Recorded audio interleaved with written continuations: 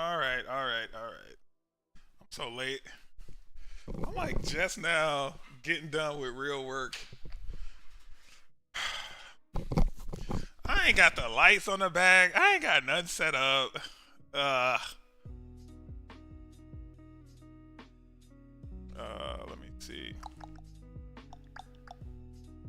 I'm like in the middle of getting set up. Oh what? Yeah, no what? Push this over. I am sick of that. Ugh.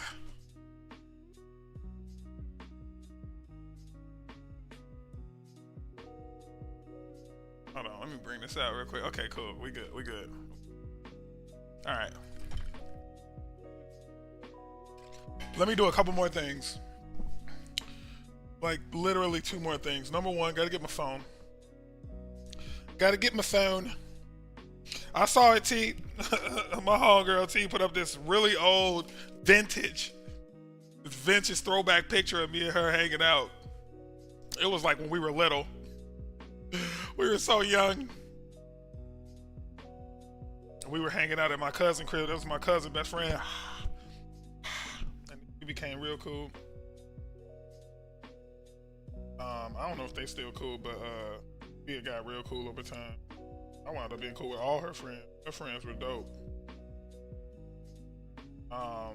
What's good, world? How everybody day was? Hope everybody had a fantabulous, fantastic, awesome, amazing day. I know I did. Actually, my day was kind of chaotic, though, if I'm being honest. Like, I had a lot of struggle points in my day. A lot of things had to get fixed. You know what I mean?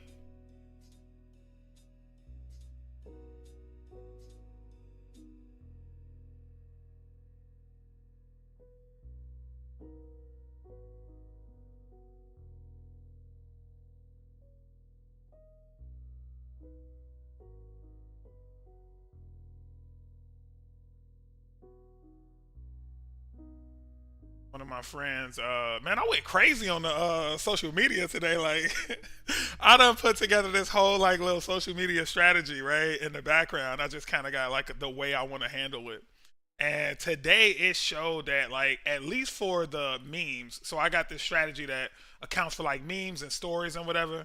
At least for the memes, the thing it worked for the memes for sure. Like that actually went nuts.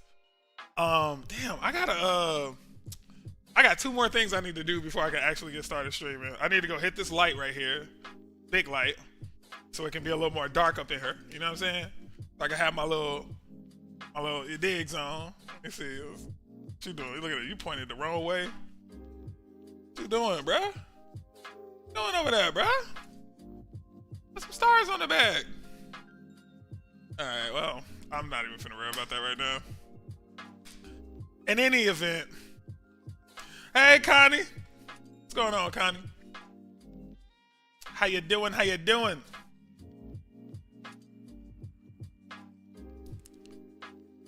Thanks for showing some love. Um, I hope you like my glasses. Oh, she done left already, huh? She said, she said, I don't like the sound of this. Look like you're doing computer stuff. Let me get up out of here. All right, so give me 1 second. Let me just go hit these lights real quick. I'll be right back. Probably need to.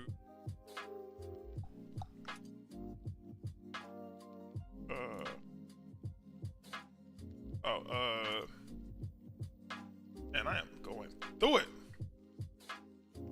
All right.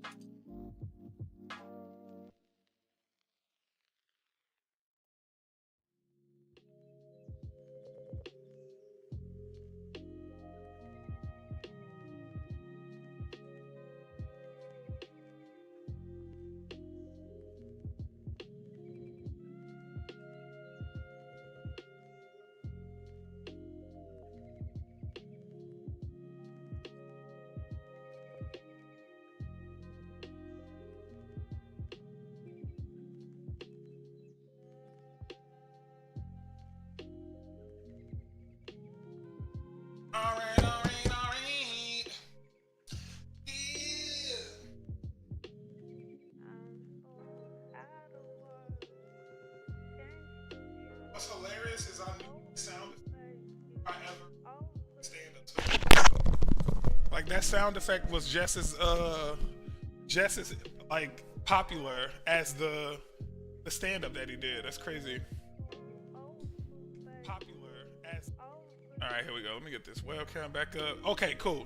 Now we can get started. Welcome. Okay.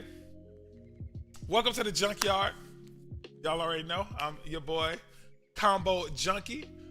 I am an addict. That's right. I'm an addict, but I'm addicted to doing not substances. I'm addicted to doing combos on some of your favorite fighting games. And these combos are not just any combos. No, they're normally the most juiciest, most damaging combos on any game you put in front of us. But today, for the past few weeks now, we have been focused on doing combos on some of these web technologies, y'all. We're trying to build something great and have fun doing it.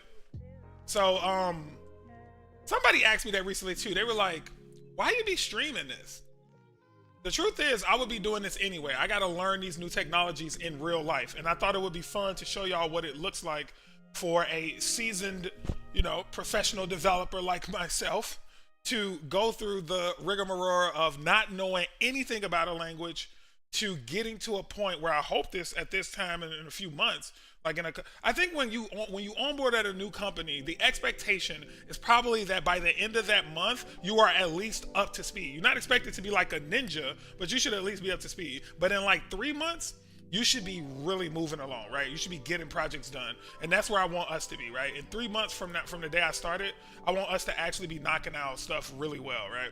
So that's what my hope is. And that's what we've been doing, right? So to clarify that a little bit, what have we been working on specifically, right? So let's head over here to the browser and let's look at what we've been trying to do. So we were going to build ourselves a news gaming website. So a gaming news website, news game website, something like that. And basically it would look similar to IGN, right? It won't look exactly like IGN, but it's gonna look similar to IGN, right? Where you have this concept of a story, like these are a bunch of different stories. And when you click into one of them, you get this page that has a bunch of different elements, right? It has the story's video, the title, a bunch of different paragraphs and things injected inside the story, like inline, right? It also has this concept of tags, which tell the story where it belongs on the site. So if I were to click one of these tags, it opens a tag section. And this is saying, hey, give me everything that's related to Silent Hill, right? Stories also have this concept of a person content type, so I can say this story was written by a certain person, and then you click on that person, and sure enough, you have a template that says, here's everything about Kat Bailey of IGN. This is actually their news director. That's interesting that she is creating game content. I love that. That is awesome. Everyone there contributes to their gaming content. That's really cool. So this is their section, right? So we wanted to do the same thing. We want to create our own website. We want to make it look nice and pretty. And we were going to use the Sanity.io studio to act as our CMS, our content management system. We were going to use this music is really loud in my ear, but I can tell it's not loud on the stream. I don't know how loud that is on the stream, but I am going to turn that down just a bit. It is a little bit annoying. There we go. It's a little bit. Okay. Yeah, that is a bit in my ear and it's distracting me from what I'm trying to say. So what was I saying? So we were talking about the website and how we were going to use Sanity.io, which is a content management system. Well, okay, let's be clear. Sanity.io is a framework to create a content management system. I need to start saying that and being more clear about that, because one of the misconceptions I had going into this project was that Sanity.io was a content management system. It is not. It gives you things that you could use to make a content management system, right? So it's more like a framework, right? It's a little more than a library, but it's definitely a framework for building yourself a custom content management system. And I'll be honest, it is one of the most powerful content management system frameworks that I've seen. Not only is it built on some of the most modern technologies, but it itself is extremely convenient, extremely fancy. You can do pretty much anything your mind can think of to create this content management system experience for your publisher. So it's really cool. So we're going to use that as our content management system. Then we were going to use Next.js and React to create the front end experience, right? So the actual news website, like what you see when you go to IGN.com. And then we were going to deploy all of this stuff to the website using Vercel. So that's another CI/CD sort of code management, code deploy framework. Not framework, that's really more of a software as a service. So that's like a tool, an online tool that allows you to easily take your content, your code from your code base and push it out to your production environment, so that same way we're seeing this IGN website right now, we can make some changes and push our site out, and then we can go to a URL and see our website, right? So that's what Vercel is going to do. So where we left off, I think we are finally ready to get really busy in our React side of things, right? We left off with creating a system that allowed us to create dummy content, to quickly spin up dummy content.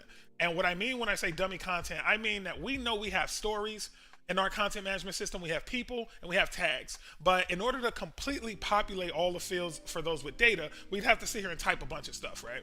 I actually want to show that, because if I do convert this particular stream into long form content, I think that would be a really cool thing to have on the screen. So if we come over to our IDE, I'll be able to, and let me zoom in on that because I'm zoomed out really far. Okay, that looks. But if I do NRD, that was our shortcut that starts up our local server. That's just npm run dev. And if we head back over to the browser, you can see our beautiful website coming together really nice.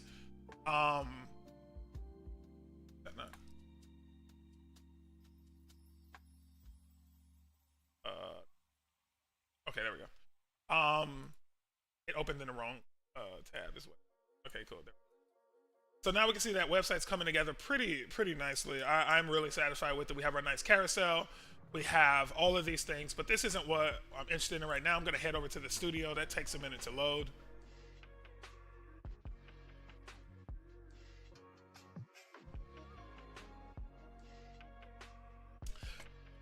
And we can see here that we have 3 different content types or document types.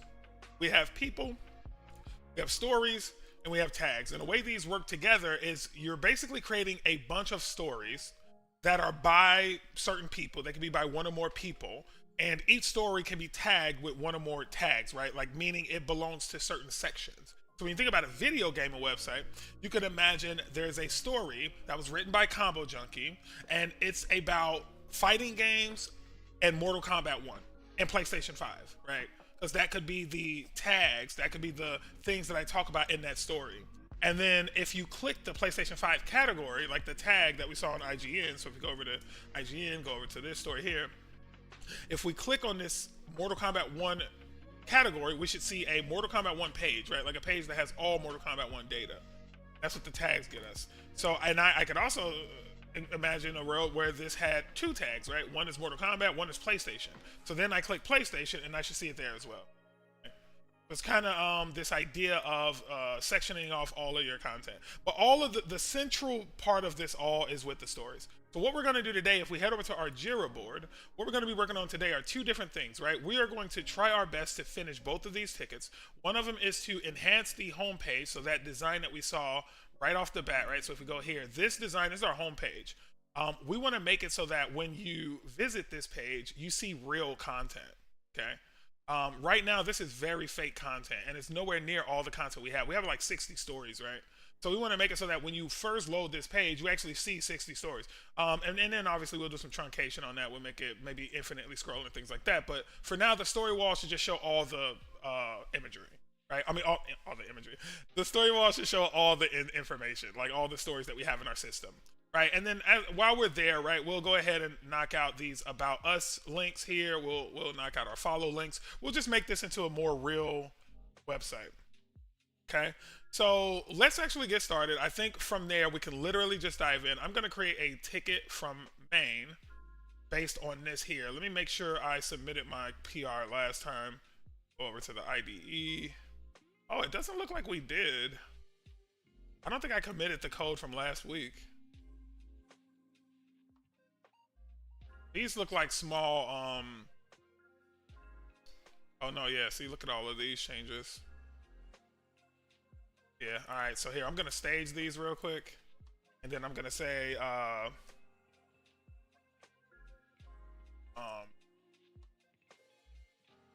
what would it be? Trend Junkie 8, I think it was. Oh, let me go get that number. There's a single ticket that I use to push code into main. It's actually not a ticket. It's the DevOps epic that I use, and this is just for me to keep track of what all has happened as far as code deployments.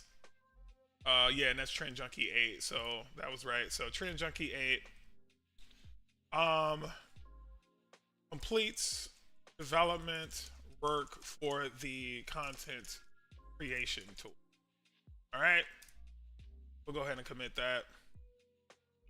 And then I think sync changes actually does a push. I don't know. I've never tried it this way. Actually, we'll pull and push commits from and to origin. Oh wait, let me check out main.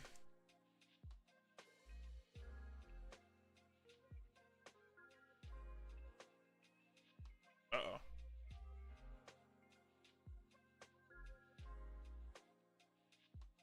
So maybe I had already done that stuff. Maybe I'd already pushed those.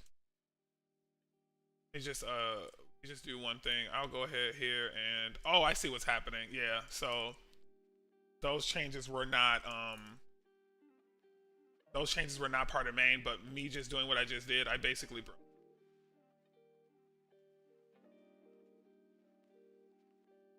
So this is fixing it. This is me going back. Now I'll just push this to main. Now normally I never do what I'm doing right now, which is pushing things directly to my main branch. I normally have like a develop branch, some kind of sandbox environment that I can play around with things, but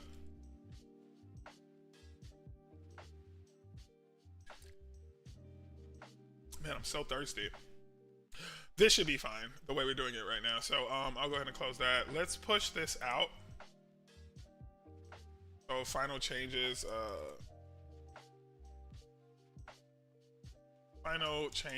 to and creation. Okay, and then this actual, yeah, don't show again. This tells. No, I don't. What? I don't want to periodic get fetches. What? Don't do that. That's a waste of throughput. Okay, let's go back to the browser. Let's go ahead and create our new branch. Go back to our board. Open up this guy. Scroll down a bit. Here it is. Branch. It looks like we do have a PR merge for this, but that's probably the one that I just did. Let's do the real PR for this. We're gonna make a new PR for this one. Gonna be that repository main branch, and then I actually want to do like -1 here because I want to denote that this is gonna be new work that we're taking on. This is gonna be the actual project for this ticket. This is so annoying that I can't seem to find the there's normally a way to quick copy the branch name that you just created. Like I'm pretty sure this is the branch that we're on right now, this branch here, but I keep having to do this, which is so annoying. All right, let's go back to the IDE. Let's get started. Let's start connecting these pieces. I'll do a git fetch, which I don't want to happen automatically, but in that case, we did just create a new branch, so we'll need to fetch it. I'll do a git checkout here, and then we'll paste in that branch name. So now we are on that version of the code base. So now anything we change and then push up is only going to be pushed to our feature branch, right? Main will not be impacted at all. So if I make a bunch of mistakes and break everything, I'm not breaking our sacred code base, right? I'm just breaking my own local environment. So let's start with, let me go back to the actual site and let's see where we're gonna start here, right? So I can close this stuff out, I can close this out. I don't know if I want to start with the carousel. The carousel requires some really specific imagery, and I want to use our content creation tool to basically do something that says whenever a piece of content is our featured piece of content, meaning it's something that shows up in the carousel, then I want it to have a image size of whatever I say is the carousel featured image size. Otherwise, use whatever image size we've been using for these guys, right? And one thing we haven't tested is what this looks like in mobile. If it looks like anything. But it just looks like a really small version of the site. Oh yeah, that's not gonna fly. That does not look good. Do iPhone. I mean, I suppose if I was using the site for real, like this wouldn't be bad. This is way too much text though for mobile. We'll need to cut that off a little bit. Yeah, these cards are way too long. The text is way too long. So let's just go out of here. I'm gonna just go responsive, and I'll do 100. Let's get up. Okay. But just in case we need to come back to that, it'll just be. But yeah, we are not making a mobile-friendly site at all right now. We'll need to adjust that. But these are too long. But these are long enough for desktop, which I don't think we were trying to make a little mobile application anyway. We were trying to make a desktop app. And I still don't foresee, like, if we do make a real website for ourselves, we'll do it on stream, of course, but we wouldn't do it here. Like, you know what I mean? Oh, someone's telling me that this rapper is not Megan Thee Stallion's sister, but it's Meek Mill's sister. Thanks for the heads up, L. Okay, all right, so let's start with the story wall. That's going to be the easier thing to do. We're going to change the story wall into real content, okay? And that's not something we've done before. So we're going to go to NextJS, and we're going to see how they deal with, actually, we'll go to Sanity NextJS. Sanity will have better, yeah, they'll have better tools. Toolkit, client. Oh,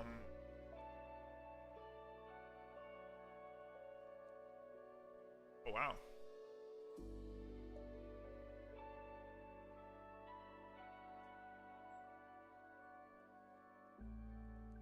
This is some Sanity tool built by Frederico. Thanks, Frederico. This is pretty cool. He's a React developer over there at Sanity. Thanks, Frederico. Appreciate you, man. All right. Look, hang on. I gotta make sure I'm checking my Facebook because appreciate you. I don't know why my friends don't like to come on Twitch, but they always pop in randomly on Facebook. All right, we're gonna go to guides, and let's see if we can find some Next.js stuff in here. Yep, there's Next.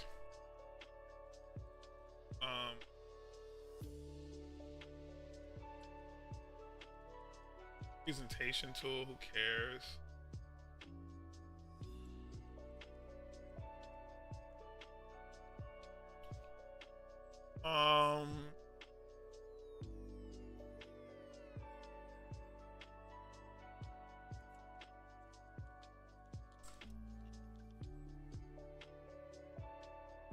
Alright, I'm hoping Sanity just has it. Oh, here we go. I was gonna say, I knew I had it once. I found it once. Really helpful document. I found it one. Alright, so I think we're good enough to kind of skim this now. We don't have to like read through this aggressively like we were doing before. I think we kind of know it enough now. So this is the client that we'll grab, but let's make sure we don't have to run any npx commands. Oh, so this is assuming that we already have everything we need. So here's the create client method, and then asking the props, and then there's their create client, and then this assumes that it has the the project ID and stuff. So we will save this stuff in a separate place. It's cool. Like we already have done that, right? Where we're able to pull in. Let's go back to the IDE. I remember there was some code that we had stolen. These guys that was allowing us to pull in from the IDE. Here we go. This guy right here. And it has the data set. Is that another one that they want? Web? Yeah, hang on. Let's go start scaffolding. This is the object that we need to build. We'll call this or some kind of config,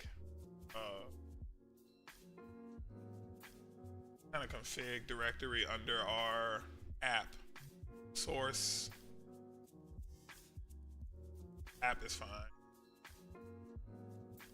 Oh, never mind. Lib is better.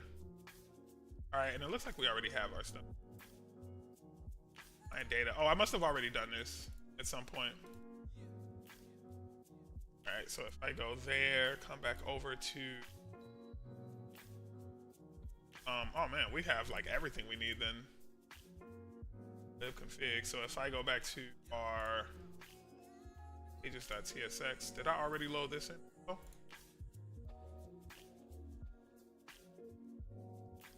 Story wall looks weird. Let's fix that.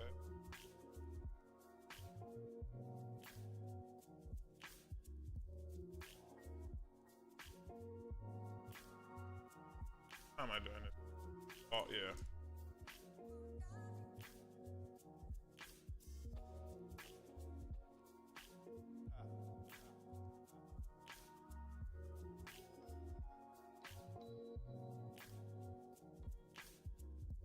Alright, and then that'll let me use this as a variable.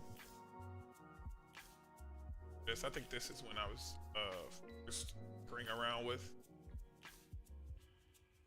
Oh yeah, I know what this is. This means I've already done this. Yeah, I've already tried to connect this. I think I just wasn't getting my stories. Fine. So, oh yeah, so we are literally right where we left off. We can go back over to pages.tsx, fix this. All right. Literally go back to the site now and start troubleshooting. So if we open up the dev tools, we should see we're getting some console loggings here.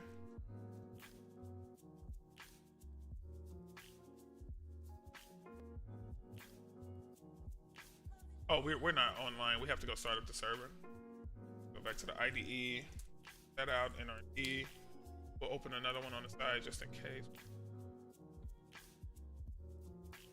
Yeah, and there's our,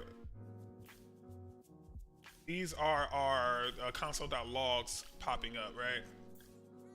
And the real question is, if we were to run this and create new content, will the content change immediately? That was another problem we were having. But I think for now we're fine. We have plenty of content thanks to the content creation tool. So what we want to do now, I don't know why I'm passing the stories here.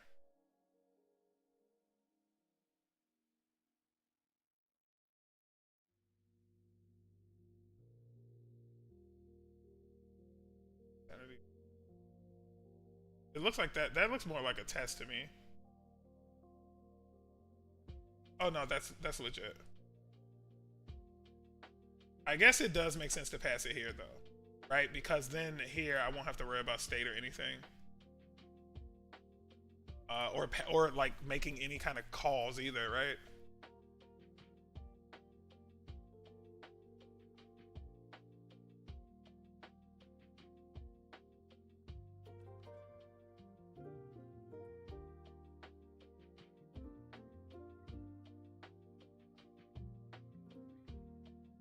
Why is this here twice? Oh, one is a single story and the other is stories. Yeah, this is the one if you're actually on a single story page, which we won't be there for a while. But I think for now we're good. And I think that these cards are fine as well. So let's see first, are we getting the data we would expect? I'm gonna raise this up, raise the roof a little bit. And this is what it looks like we are getting, right? These objects right here. So let's just copy one of these and pull it over locally. Don't have to look at it in terms.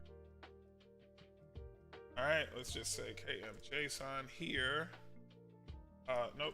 How about KM Typescript? Better. So we have, no, that doesn't look better. KM. All right. Okay, so we have a type of story. All right, let's do title. Where's title? Okay, let's do title. We should be able to do stories 0. Yeah, let's just console log this. If we're right about this, then we could probably start writing the loop that runs this inner area here. Which, why do I have a key there? I don't really have this. All right, and I think we this. All right, so we know this is the first card. We'll probably get rid of all these other ones, but let's just collapse them for now. I think there's only 4. We'll get rid of all these. The only one we really need is this. And what we want to do here is we want to say, yeah. Oh my god, oh my god, so much for this tool. It's so awesome. Story index, and then I don't know why that's there. It should be that. And at the end of that, you should be that. Yeah. This is gonna be like, yeah, whatever my HTML is. So now I can pull in this, eating HTML.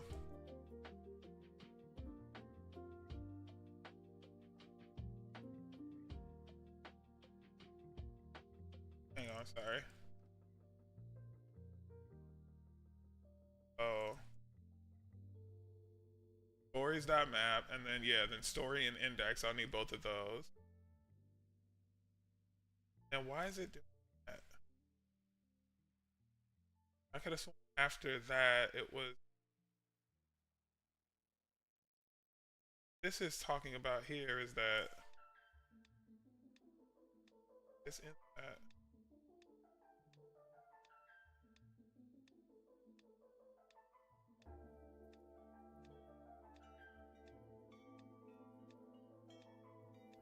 Oh, I see. There's a stupid return here for some reason. Bring all my stuff off. What was I doing with that? Oh, that's the main return for the method. I definitely need that.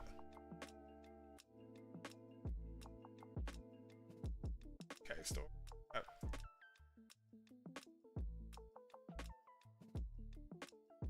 And map close, and then story bracket close. And let's get rid of that causing some issues as well. And let's just return true here. Happens. Yeah, that's right. Okay, cool. So we're good. Now we can do this, and then now we just need to actually return. Okay.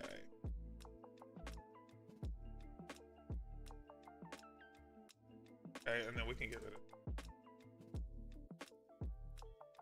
Alright, so now we have our HTML here. Let's start plopping things in. So we'll do title.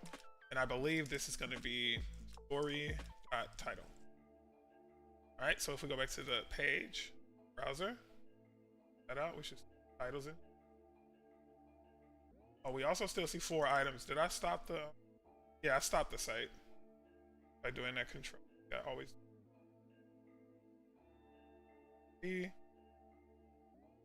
And for the text, I think this was like, what, description or something?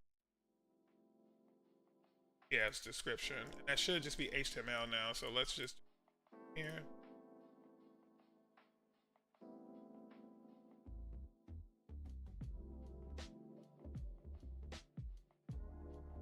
Alright, let's head over to the site. Now we should see some real, for the first time since we've been streaming, we should see some real content on the site. It's still not there. Alright, let's go back. Why aren't we seeing?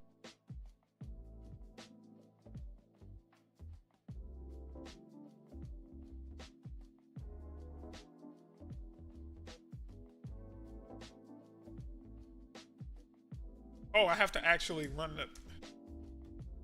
Wait, no, I don't. I don't need to do that. I'm getting the stories from up top.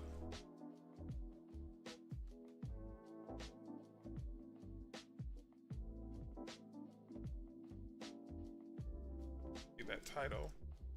Why are there still 4 pieces of content even? Okay, I had to reset. Alright, so good. This is good. This is good.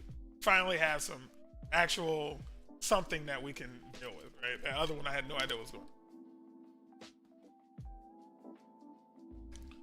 on. Alright, objects are not valid as a React child.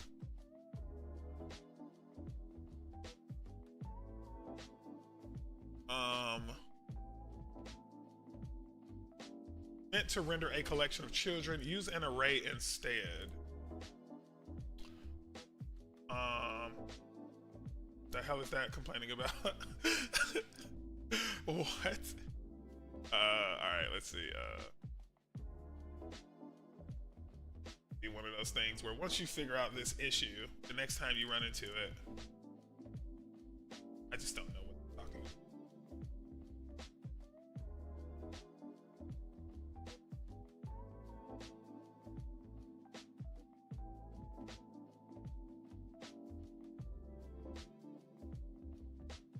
Oh, this is portable text. I bet it's this right here.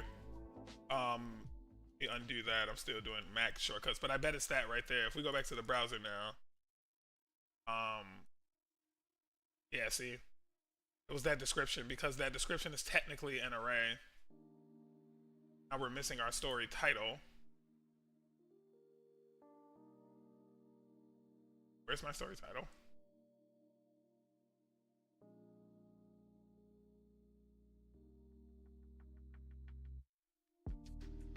Got all 60 items now.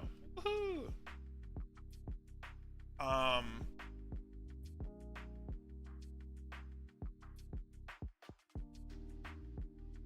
right. Well.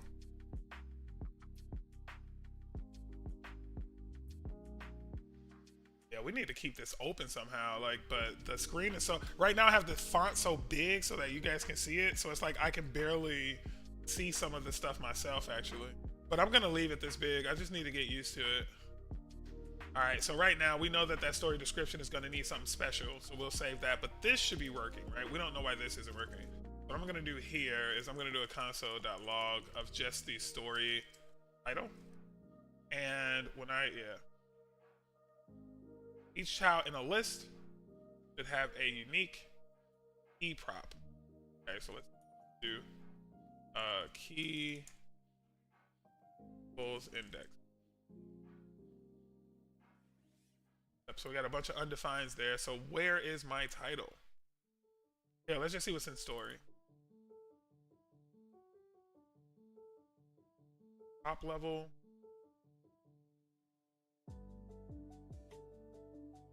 All right, here's the top level. Yeah, dot title.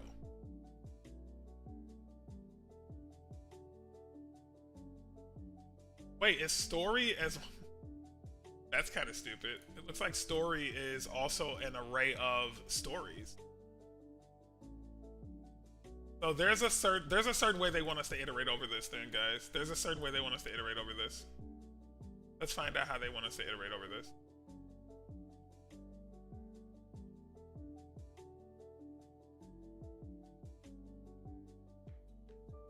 I gotta see how they want us to pull this data out because that I was just doing is not.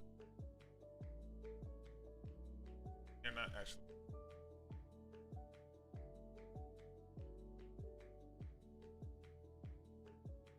Because if you see this, right, this is an array of sanity documents, right? This is an array of sanity document. So we have to figure out how to map over that array the correct way, though. So let me do look this up. Look the documentation up. Might be the key.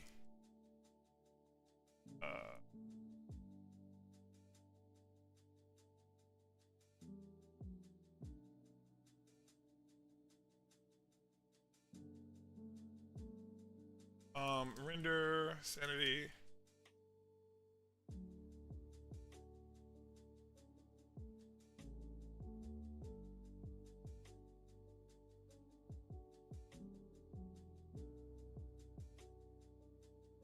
Full-blown tutorial, everything, just the sanity stuff.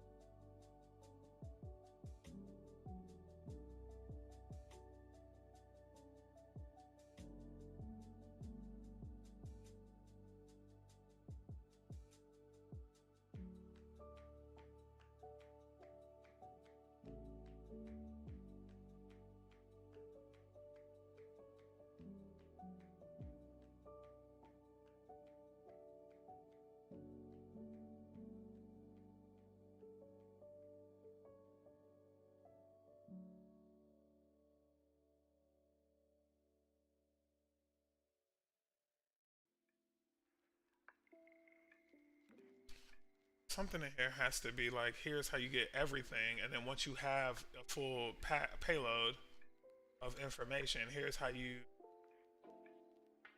map over it.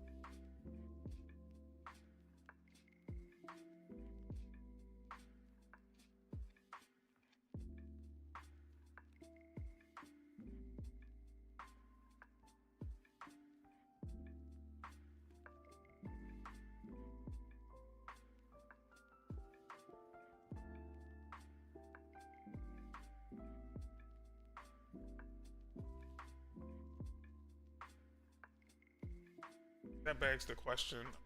Here, let me do this. Let's do.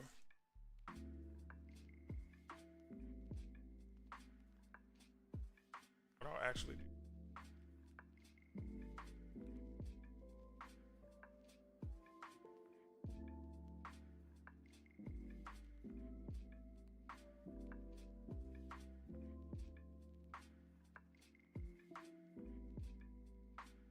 Yeah, I'm actually gonna need to get really small this real quick, guys, because I need to see. I need to be able to see what this. Oh wait.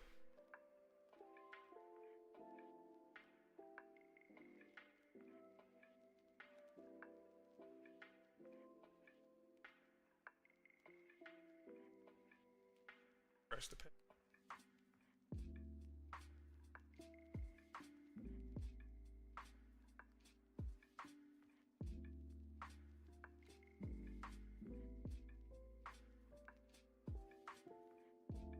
I'm gonna change the query to just pull one item.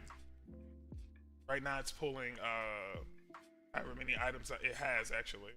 I'm gonna change that to just say that we make this call. That's in the sanity file. Make this call. I just want to grab one item here. So let's find out from sanity how to do that. Look at Grok.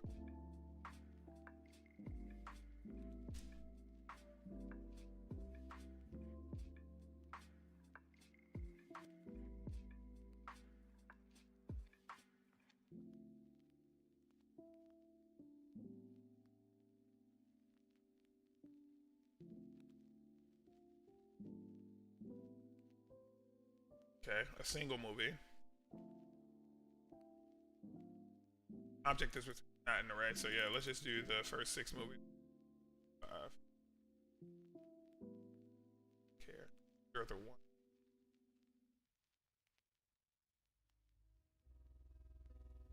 Dot, right? Yeah, 2 dots. Okay, so going back to the IDE. Save that.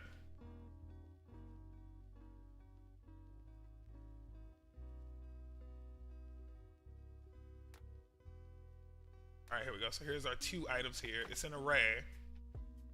Yeah, but this makes me think that if I were to map over this, I'm gonna get 2 objects, each of these things. I'm not sure why title's not working. How the hell is title undefined there?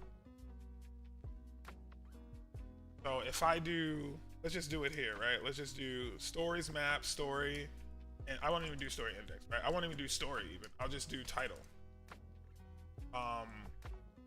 And no, I'm not gonna do that, but I'll do this. And then I'll close map. Now I'll say return. Gonna be return, no, I'm not even gonna, I'll just return true. But I think you have to return in these. I'm not really sure about it.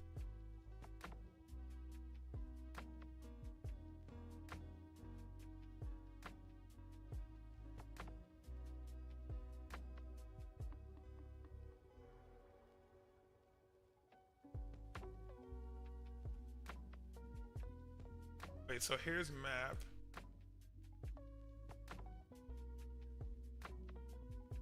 Oh, wait, no.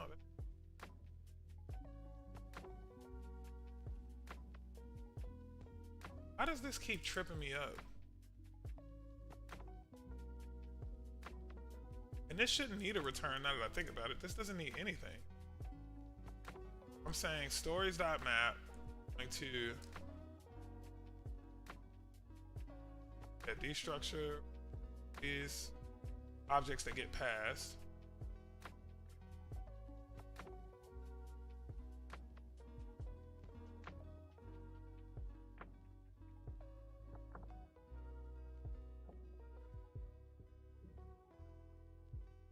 That's wrong.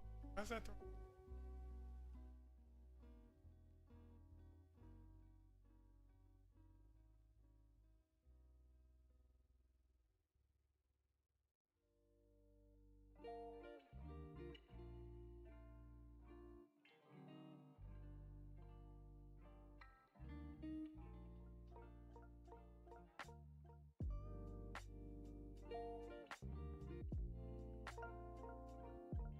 Oh, I see what's happening.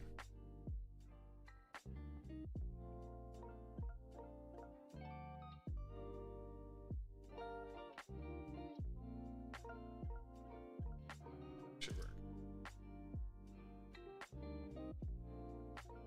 Yeah, and it's working now. So that is weird. I don't know why that's working now. But I'm getting my titles now. Oh, is it because I have to destructure it for some? Hang on, let's try this too. Let's do, yeah, we just did console.log. Oh, let's do console.log story.title.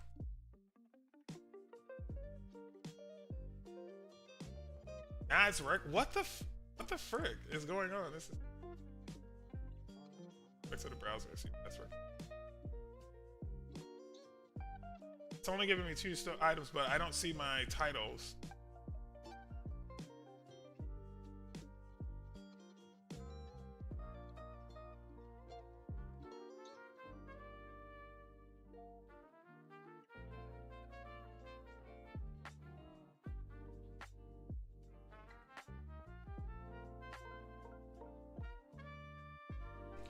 Just to confirm, this is where it goes, right? Hello. Yeah, there it is there. So why the heck isn't it showing up here?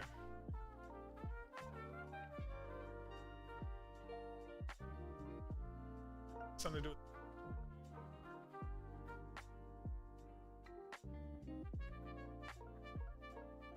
No, it's not that either. I just tried to adjust the link. It wasn't that either. Ah!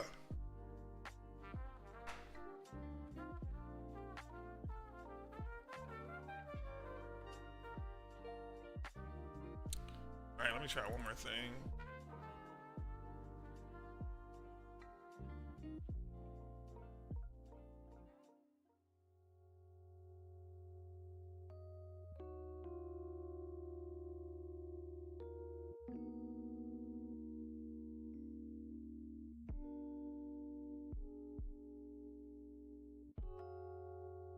So that worked. So we need to destructure it to just the variables that we need out of that object. That's okay. That's fine. This isn't gonna be too bad. So we need the key. So I think I can still do index here, right? Right? I think I can still do that and get away with it. So the key is actually index. And then for the link, there's a function that we need to run here. I think it's like just saw it too on that other site. Here it is. So going back to the IDE, we know we need slug here as well. So I had to destructure this. That was the problem. For some reason, you like have to destructure this, or else it's not gonna let you use dot notation to find that. Maybe there's a way to do it, and I'm doing it wrong. But it didn't look like it was letting me do it. So, but when I use this markup, it works just fine. So I just destructured it. So the link for all of these is going to be probably story slash and then whatever that slug is. But for now, yeah, we'll do story slash whatever that. Okay. And then this is the topic tag, right? So we'll do the first tag out of here. Yeah, it's going to be tags 0.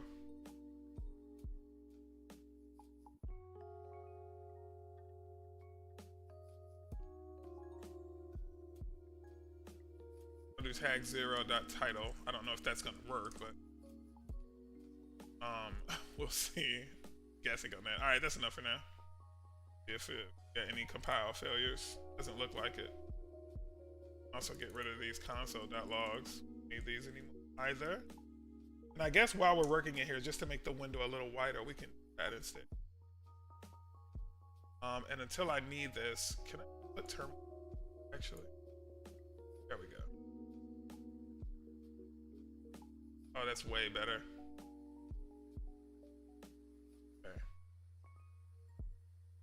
All right, so now I don't feel so crowded there.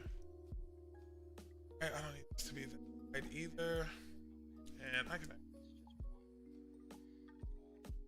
Let me know on the stream if that is too small. All right. author, but for now, let's just test this. What we have so far.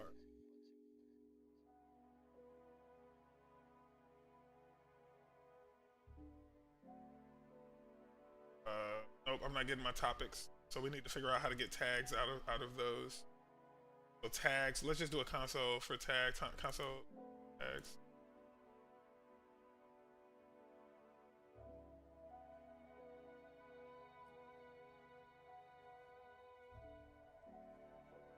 All right, so it looks like it is going to be a reference. So I think the way you grab references in Rock, at least, I don't know how to do it here. But how the hell am I going to get this reference out? All right, we'll need to go back over to browser.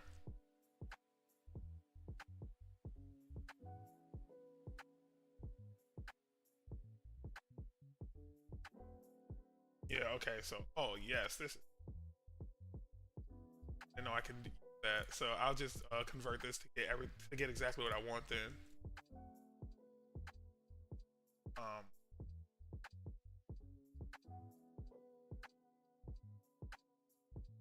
Hey, they're so smart. And really for tags, what I want is tags, and then I want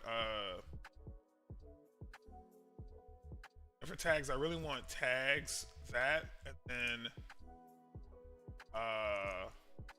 title. Yeah. All right, so now this is what my document should look like when I get it back. Unless I can't do my grok responses that way.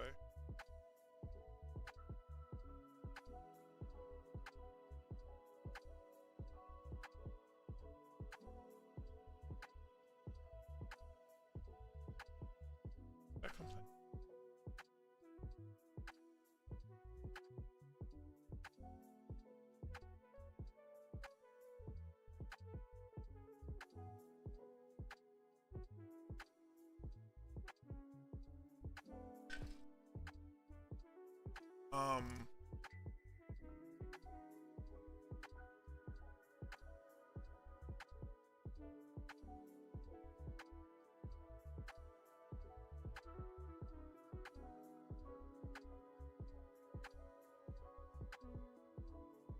Oh, I see.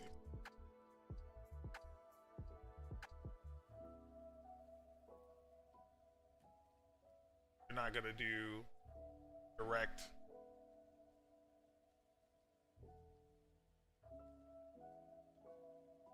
Actually, maybe I will keep the ID. That's not a bad idea. Instead of itself. For the story wall, we can get rid of it. Next.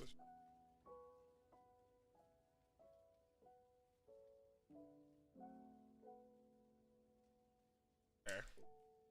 Yay! All right, that was pretty. We'll always do the first tag's title, that URL. So let's go look at that in the browser. I think that should be good now. Browser. I'm still not seeing it. Tags. All right. That console. Oh, it's not going to be title. It's just going to be itself, right? It's just name. I'm already pulling title in here, right? I'm already pulling title. I don't want any. I don't care about anything else. But I actually need more than that. So I'm actually going to say, yeah, this needs to be tags, right? It can't just be title because I need more than just the title. All right. So if I do here, let's do another console.log of the tags. You need to see what that's spitting back, right? So I think what I need to do is just forward arrow. And yeah, now this is gonna give me everything for those tags. And I don't need all of that, right? If I can destructure this, that would be great. Let me see if they'll let me destructure this at all.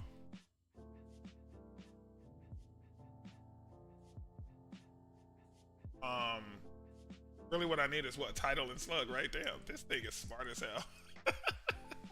Yep, it worked. Okay, cool. That's exactly what I needed from it. All right, so we're good there. So now we can come back over here. We don't even have to do tag 0, right? We can be like, oh yeah, we do still need to do tag 0 because we always want the first tag's title, right? Not the rest of them. So going back to the browser. Yep, now we see our tags showing up. Perfect. And they need to be links. Right now the links are fake. Let's make them tag links. Let's go back to the IDE. Oh, I did make them real links already. So these are actually going to be tag. Right? So, and maybe not call it tag. Maybe call it section. And if we go back to the browser, bottom left screen, bottom left, actually, well, hover over. Yay! All right. So far, so good. All right, let's move on to the images. So I think this is going to be more or less the same. We only need the image source, which is here. So if I do a queries here, we are getting image, which I don't even know if that's a real part of story. Oh, it's featured media, and then media. Well, let's see what we get back if we try and ask for featured media here.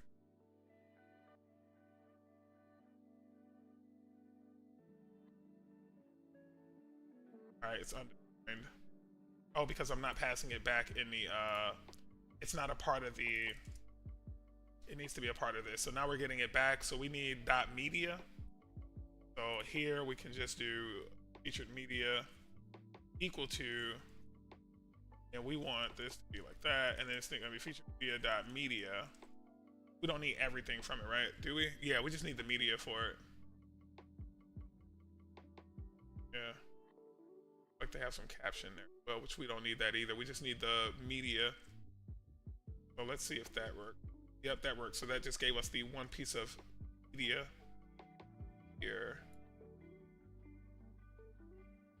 Wait a second. That looks like it's giving me an array of 2 elements. Unless I'm console logging somewhere else.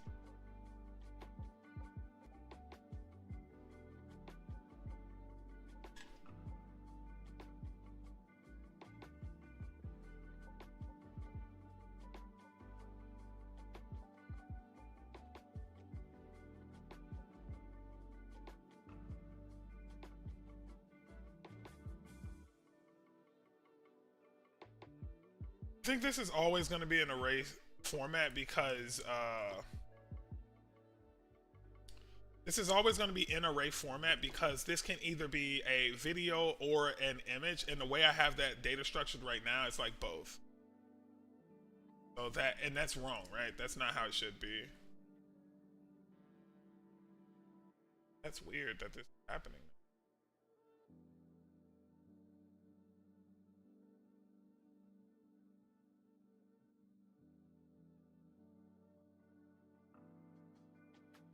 Like I always have to do media 0. That's so stupid. All right, what we'll do though, we'll do it at the query level because we don't want to have to be mucking around with this code here, right? So I'll just say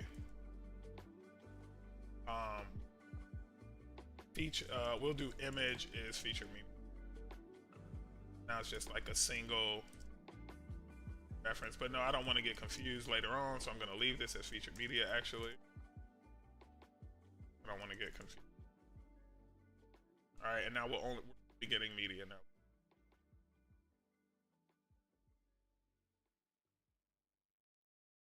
I feel like somewhere console.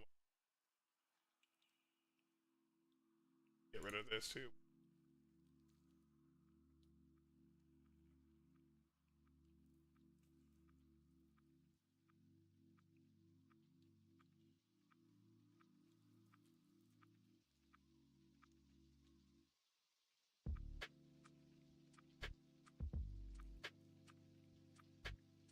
All right, let's start populating this image object because at this point I don't know what's causing that. So let's see, how do we get our image? I'm guessing that these all need to be at a certain destination. I have no idea where those need to point to. I'm gonna go back to the browser and look in our Sanity Studio and see where to point those. I really don't.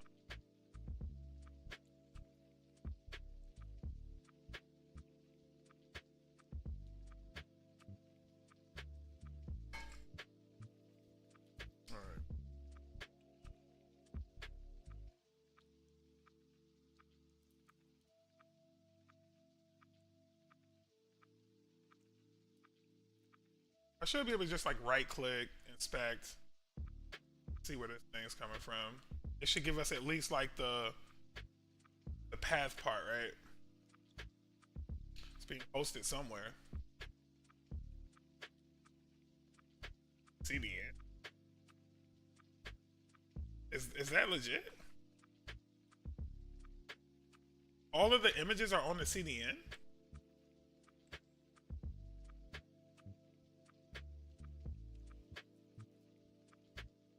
That is pretty interesting. Let's actually do some homework on this because I don't wanna do this wrong or incorrectly. So let's do documentation and let's see how we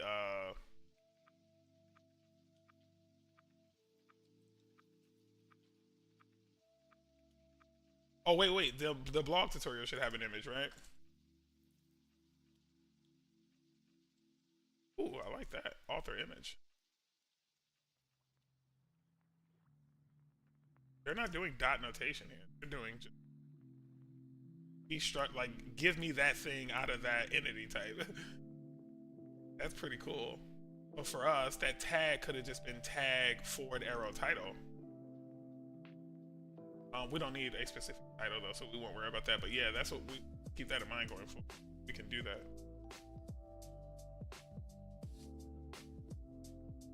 If it doesn't look like they're using it.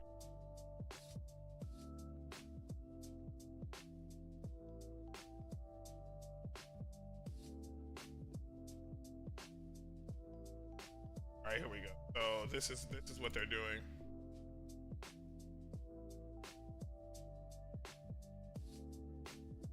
Okay, so basically what they do is they import their client, which is kind of everything. So they import image URL builder as well. Let's read through this. We also want to add the author's photo to the byline, images and file assets, and standard are also references, which means to get the author image, we have to follow the reference to the author document and then to the image asset. We could retrieve the image URL directly by accessing image URL, author image asset URL, but this is where it's easier to use the image URL package we've made. Install the package in the front end project with this. It takes the image object and figures out where to get the image. It also makes it easier to use more advanced features like image hotspots. Okay, so, and I think by image hotspots, they mean, yo, what's good? What's good, bro? What's good, bro? Yeah, I've been there. I'm done with the auto-generated content. But I got a bunch of it. I built a bunch of auto-generated content. We go back to the studio. I got like a bunch of people, whole bunch of stories, whole bunch of tags. Yeah, I got everything cooking. Got it all cooking. I'm chefing in the pot right now.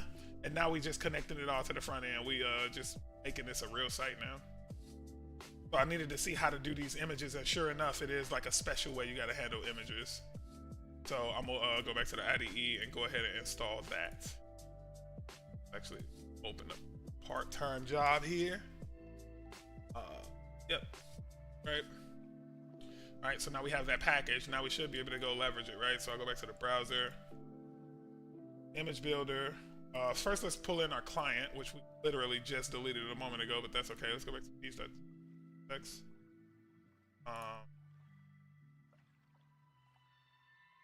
Where did we have our client?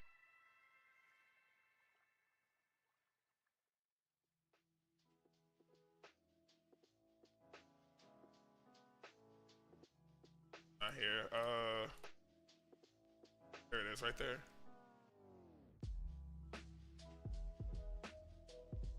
Oh, nice. All of this.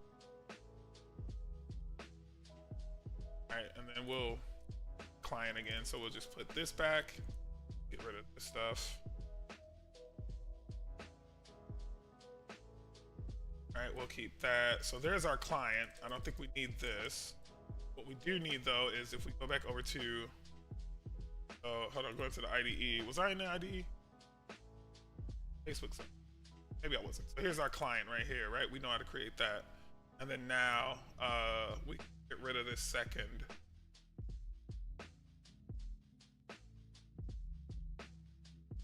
So now we only have one terminal window. So we can go back to the browser now.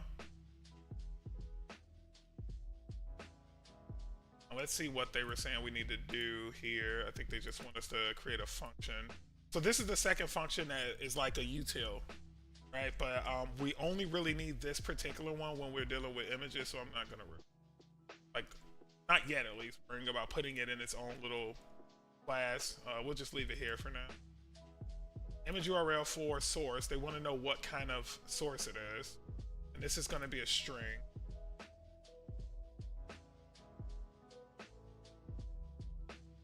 And it returns a string. Yep, so that's true. Both of those. Cannot find name image builder, so let's actually go import that as well. Going back to the browser, tab image builder here, the IDE. Okay, so now we have image builder, and yeah, that's okay. We don't know what the return type is. I don't know what the saying we haven't used image 4. So let's see how they implemented it in their scripts. Image 4 looks like what they do is in the source, as long as there is an image, of course, then return this little chunk of goodness right here, right? So we'll do something similar to that. For now, though, I just want to test this. Ooh, they even have the... Ooh, I love that. Yeah, look at that. That is cute. Right, so not only do we have the ability on this component to express a max width and a max height, we can also leverage this little trickery here to say that my my image from the CDN needs to be scaled properly, right? It needs to have a maximum width and a maximum height on it so that it looks good in a 635 by 365 window. So that's actually going to be really helpful. I'm going to go the width for this because the width, you always do the dimension that's the largest, or at least I do. So I tend to go with width. For featured media here, what were we getting back? I think we were getting back a bunch of stuff, right? Yeah, so we're getting back a title, alt text. So we need photo. Then, oh, that, yeah, I think we just need photo asset. I don't know. We'll do URL for featured image dot photo. That's it. I really don't know. Dot photo. Oh yeah, we do need asset.url. So it has to be the actual URL that it gets from Sanity, I think. All right, I'll save that. We'll go over to the note that it. Yeah.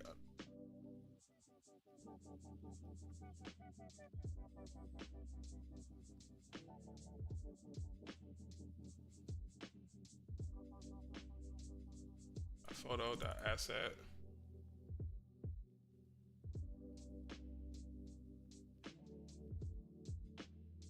All right, that's some I'm doing.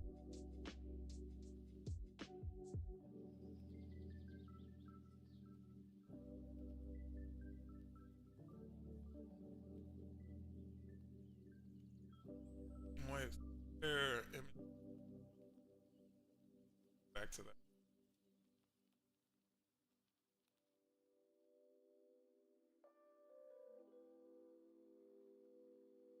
So author image is literally just them dereferencing that and getting the image directly.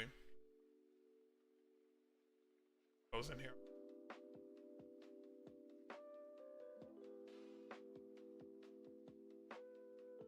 Oh.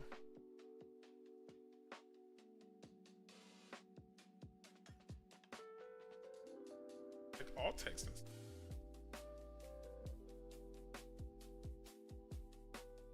And then if you look at their toURL method though, URL for source, they want us to pass there. That's weird. Oh, send the image object to Sanity. So I think we need to send the whole URL. I mean, send the whole image to it. Let me just see if this works.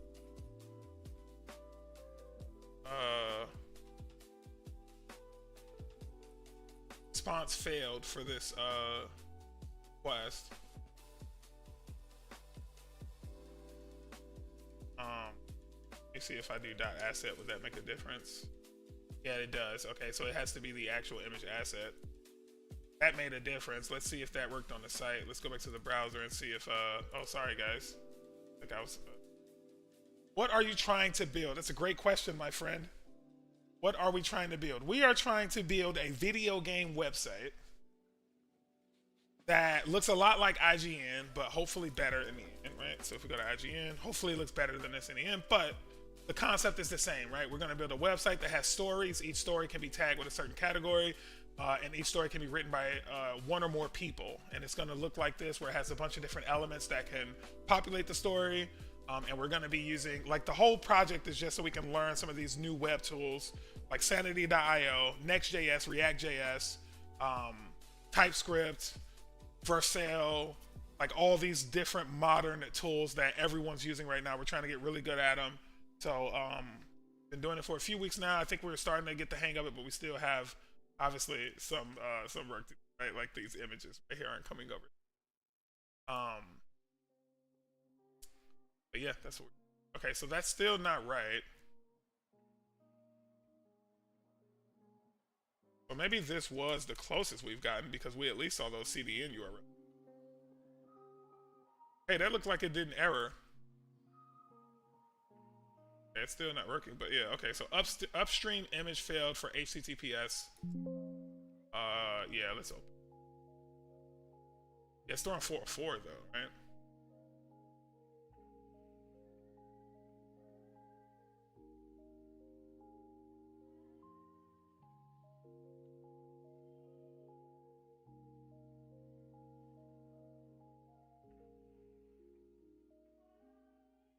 Yeah, something's off with that.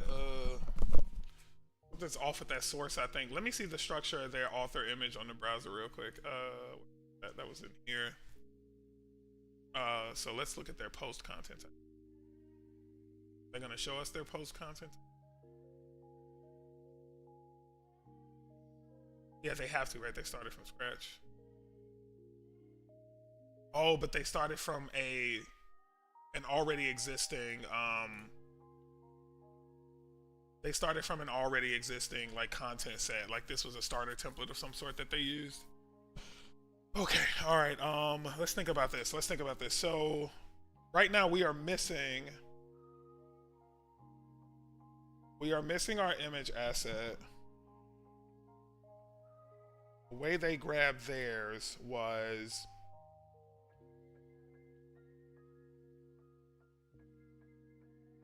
they just have it at a very top level, but mine is nested inside. So here, let's go back to the IDE.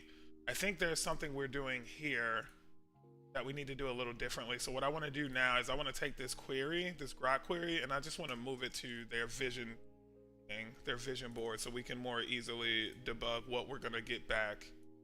I'll come here, go to vision, and this is going to give us like a query. You know, this is like we can actually run these now. So where is the run button?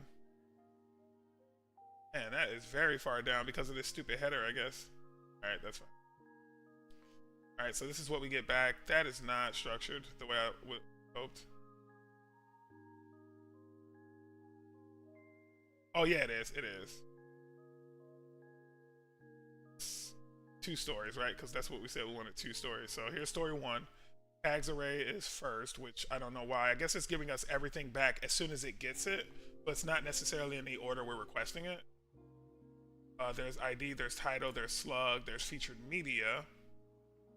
And for featured media, we say, give us back. I don't know if this is working.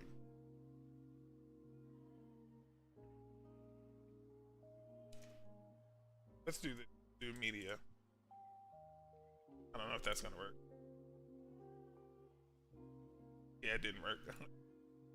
So,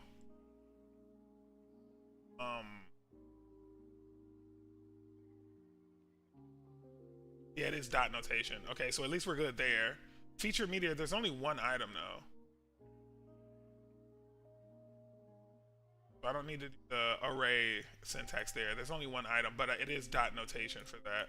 And then I think from there it's image or whatever I call that field. Maybe it's photo, but whatever I call that field. So here, let's do dot. Let's run that. Make sure that I'm right about this assumption first. Yeah, so there it is. And then, oh, it is an array. It's an array right now that I only have 1 item in, but it is an array. So I would probably need to do this then. And I would get only the single object back, I believe. Nope. I did that. Nope. Oh. Oh, that was media though. Remember, I'm saying featured media is equal to media. So media was the array. So if I wanted just one item back here, I would do this.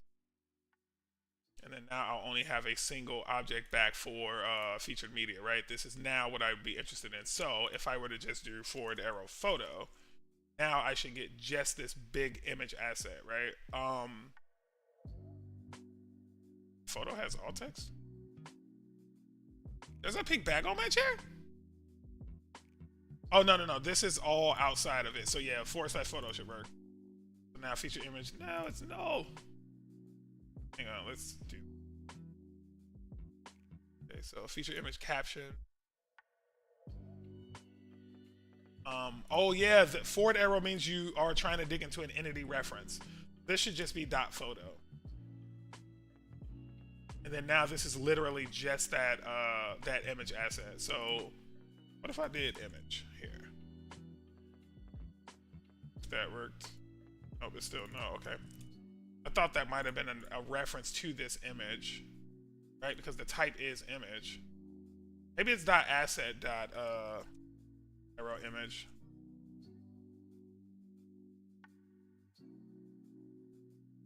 Oh, that's still wrong.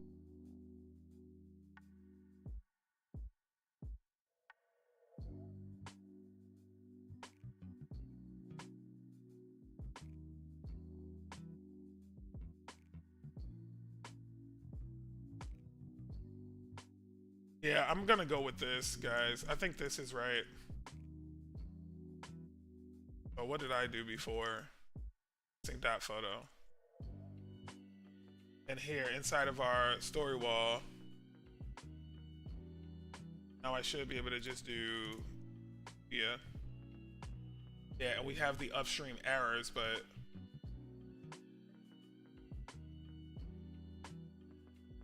why is it complaining though? If I come back over to the browser, all right, what we'll do is let's duplicate this tab and let's go over to the other screen and see what, I think what we need to see is what, this is so tough. All right, I think what we need to check out is like what, in the UI, what is our image path versus what we're getting back, right? The little slug that we're getting back is whatever JPEG here. And that's not telling me anything. And the weird thing is if this is a type of reference, then why can't I get to it? Like, why can't I do that to actually call in this reference? It's just no.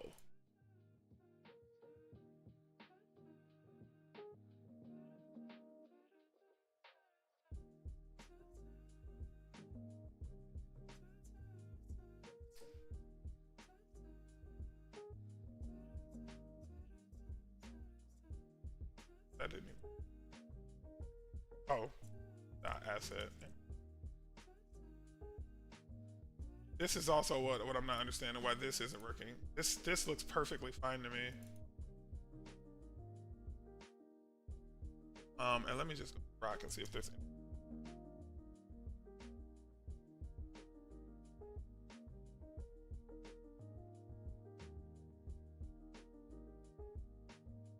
Oh, asset URL. Oh, featured media. Yeah, maybe I do .asset.url. Damn.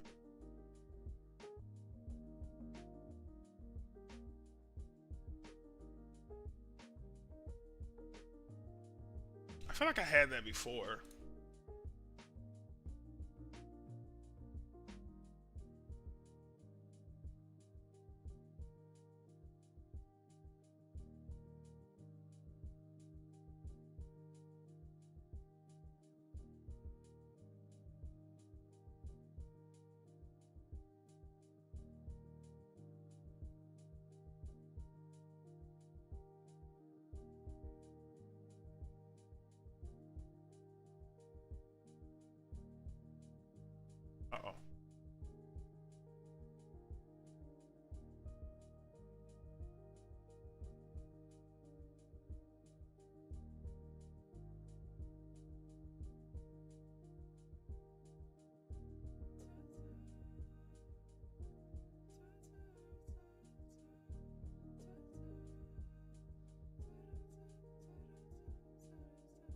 That's taking way too long.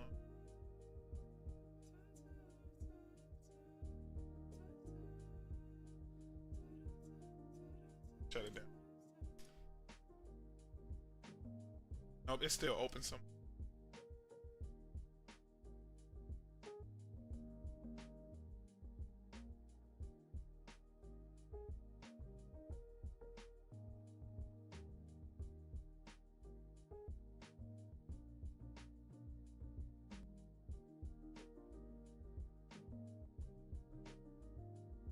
Alright, I had two open, I think.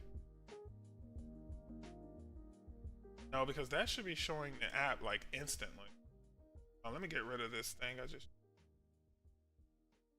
Yeah, never mind. Yeah, so it's still that was the problem. Unable to resolve image URL from source is what it's saying.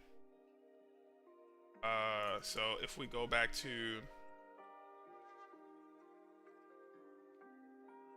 apps,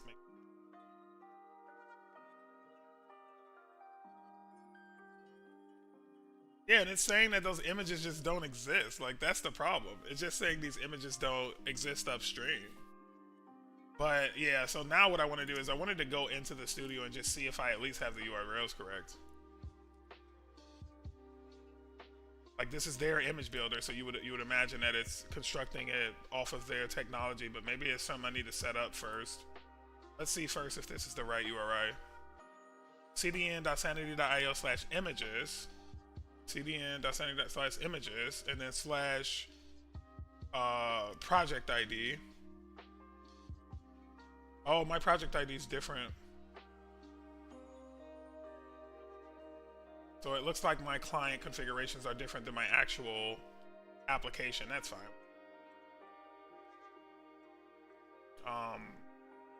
What was my... Alright, I'm gonna go into IDE and fix this real quick.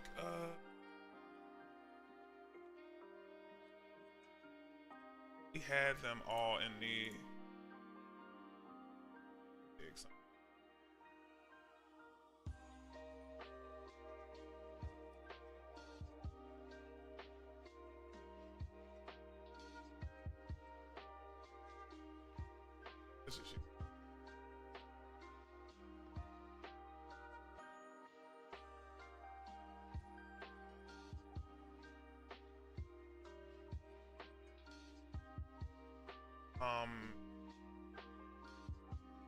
What I'll do, actually I'll show you guys this, I don't care. What I'll do is I'll go into our create data script, see what I was using here. Because I believe personally that if we're seeing the, not here, but if we're seeing this project ID on these images, then this is probably the right project ID, and what I have on my side is probably wrong. Yeah, that's the actual project that we're in. It's GB whatever. So that means that I'm still using the first project pieces of configuration that I had when I had that old system in place, because this is now the only project I have in here. Right? We deleted all the other ones, so I must have just not updated the configuration.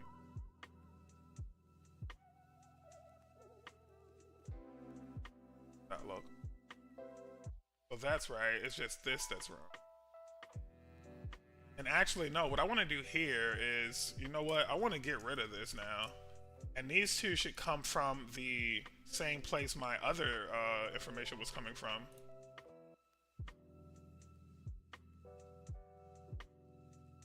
Yeah, here we go. It should come from here. If I'm going to do it that way. I mean, honestly, I could just do... Nah, that's fine. Wait.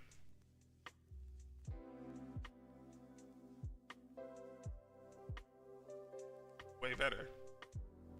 Actually, yeah, this is already doing a create client for me. I don't need to pass it like its own custom. Wait a second, was I doing that here? Where's my client? It's just doing get client, okay. So let's change our code over here to that instead. So we're not using this create client, we're just using get client.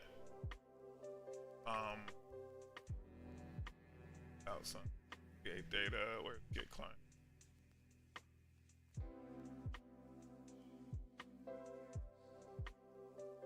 And in here, we'll replace both of these actually with the one that we really need, which is get client. And then now, actually, everything should just start working.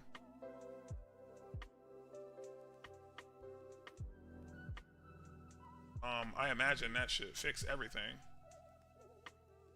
Now the place that I'm going to get the image from should be the right ID. I'm not entirely sure on that, but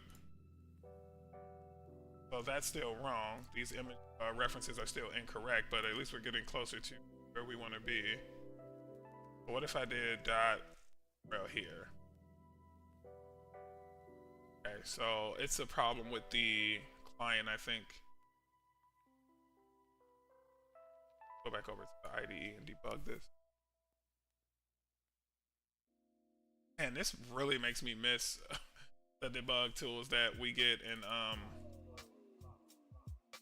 the debug tools that we get on server-side coding, like Java and Sharp and stuff like that. A lot easier. I mean, I'm pretty sure over time I'll start to understand how to, do these things, but oh, it's not a CLI client that I want though, so that's not gonna work. But okay, so let's do this. Let's leave it at create client. However, let's use what they did over here in the create data method. Let's use what they not in the create data method, but in that config, not that config, but it was in the client.ts. This is how they grab those different pieces of information they need. Let's just use that. So in our, where is it? In our not client.ts, but in our config.ts, that guy. Here. In here, what we'll do is we don't need API version. We do need API version, don't we? Just put that here. And whenever something is the exact same variable, you can just do that. So we'll data set. And then UCDN, yeah. All right, so now we're basically saying client data is all of these values, and these should be coming from up top, right? So there we go. That looks way better. So now that we're doing that, we were dumping those. Let's go back to the browser and see if we're seeing the actual imagery pop up, and we're not yet. So now let's come back here and see what we're doing.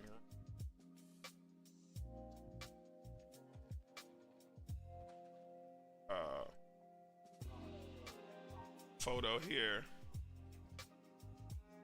That's featured media, and then if I did dot asset here,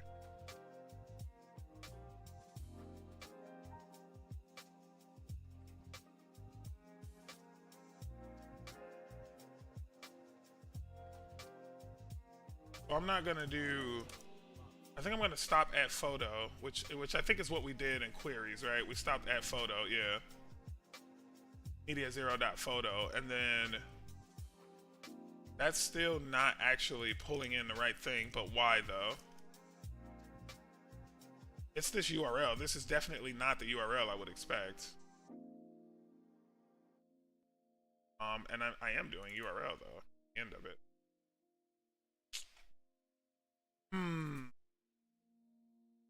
Interessante. Okay, let's do this. Let's actually dump.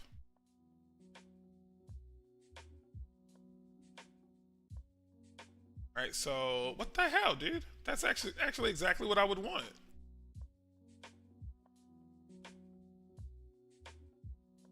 Let me see if this works. I bet this is gonna resolve though. Yeah, that resolved instantly. Oh, they are working. I just had to go back to the page. All right, so we're good there. I had to actually just open the damn thing. Okay. All right, so the images look good. All right, so let's save that. Go back to the browser. There we go. So far we have real tags, real imagery, real that. Let's get that portable text going, shall we? How do we deal with portable text? I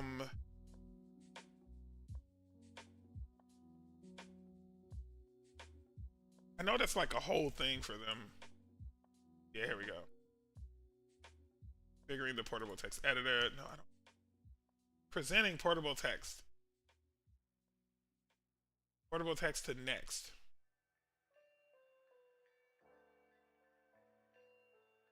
Wait, what? I don't see the word next in here. Somebody put a pink bag in my chair? I guess we have to. Wait, what? Okay, transform what? When you query, yep, blah, blah, blah. You render, yep, okay.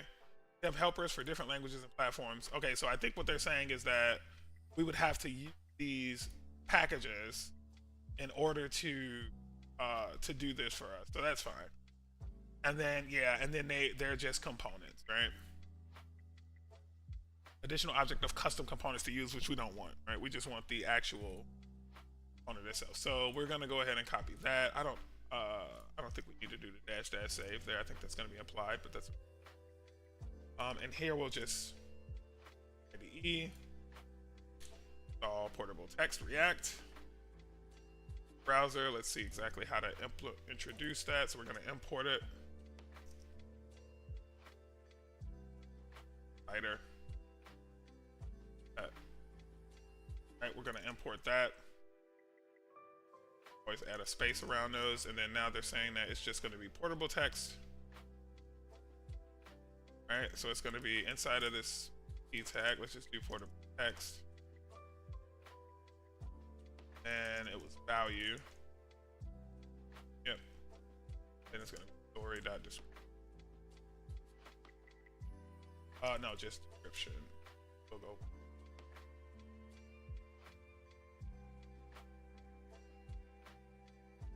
Where should it go? Maybe after title. Okay. Yeah. That, okay. This. Alright, and then I'm actually gonna put all this on. Alright, that looks good. Let's go back to the browser.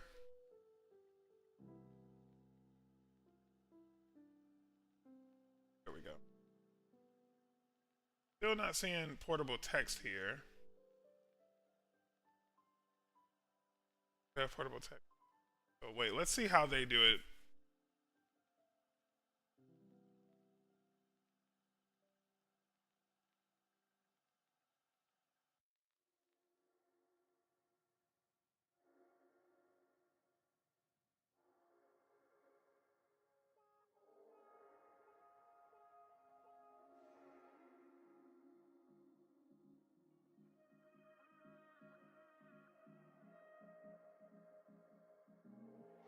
I thought that was going to be super easy. Alright, let's see what description is giving us back. Maybe there's some weird thing I need to do here first.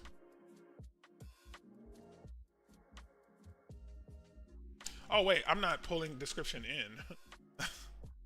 Probably need to do that before we could actually get it, huh?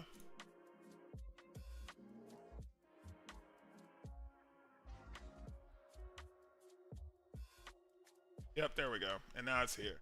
So we are going to truncate the crap out of this because that looks awful.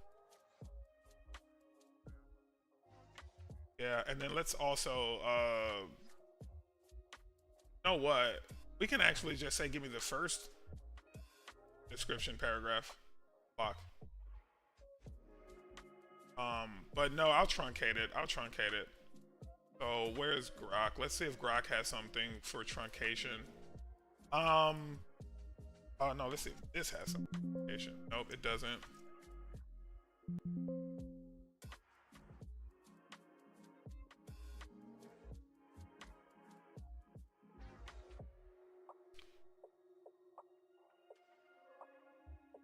All right, here they have a whole section. Plain text. No, that's not what I wanted. Rendering it in React.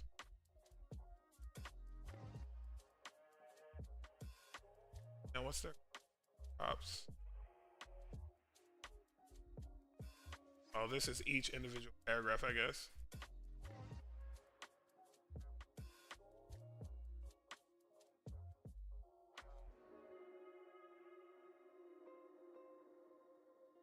We'll need to figure this out when we get to the story template for sure, but I'm not finna put too much work into this today. Oh, we had to use this when we were doing our content import.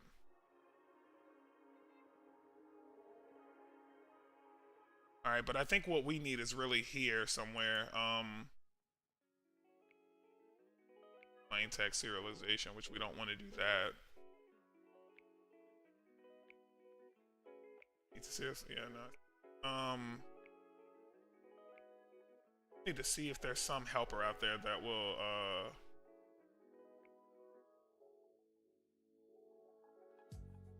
yeah, no, I'm not gonna do that. Yeah, I guess the real easiest way to do this is no, but even if you get the first paragraph, that's still not gonna help you. Like that's the challenge with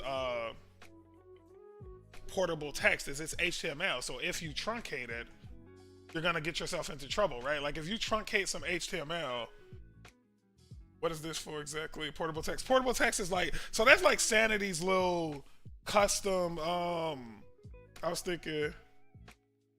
If that's where the CDN reference, oh yeah. So yeah, you was on that image part, but no. So portable text is Sanity's way of allowing you to have like data versions of HTML rich text fields or like markup fields, right? Because the way they do their markup fields is crazy. Like this is completely customizable. This toolbar of his, so you can do whatever you want. Like whatever you can imagine, that's how you can slot these. So like right now, every developer in the world, right, when they see a WYSIWYG editor, they're like, oh, when you hit enter, it's just a new paragraph, right? And that's the real common thing, right? Or if you add a header class, it's going to automatically set you up with an H1 tag, right? But the way Sanity set up is you can add your own custom stuff here. And not saying it's like custom HTML, it's custom documents. Like you could be like, from this drop down, the next thing I want here is a carousel. So it's like you choose gallery from the drop down, and then it gives you the form editing experience of like adding a gallery, bro. It's crazy. It's super lit. Like it's so dope. So but yeah, so what I need to figure out now though is like when you think about it, I'm actually going about this incorrectly, right? If you think about what's here, if we go back to this homepage, right? Like the idea that I want to tease HTML markup in this teaser, that don't make sense, right? This is either going to be one of two things when you're dealing with a story content type. This is either going to be an excerpt or this is going to be a summary, right? Both of those things are flat text. Neither of those are actual HTML. So what we're going to do is we are going to add ourselves a plain text summary field to the story content type. And we'll make it like a maximum of, let's see, what looks good. I think this paragraph is about how long we want it to be, maybe. No, that looks too short. Let's actually do this. We'll get rid of one of these guys here. Let's do edit as HTML, grab the text from here. Out of there, we'll grab the text from here, and then we'll just use this as a benchmark, right, to see how long we can make this this character count on this new field we're about to create. So we'll get rid of these two paragraphs here, and then now we should have just a single paragraph there. That looks good. That looks good. This is gonna be our character count. So character counter online. My character count tool. Here. 450 characters? Sheesh! That feels like a lot. Let's see what half of that looks like, though, because I think 255 is actually more realistic. I don't like that many characters, though. Just seeing that makes me kind of gag a little bit. Actually, 450 might not be bad, though. This just looks good for this viewport. And really, where are we at right now? We're not even at 100%. This is really 1920 right here. This is 1920.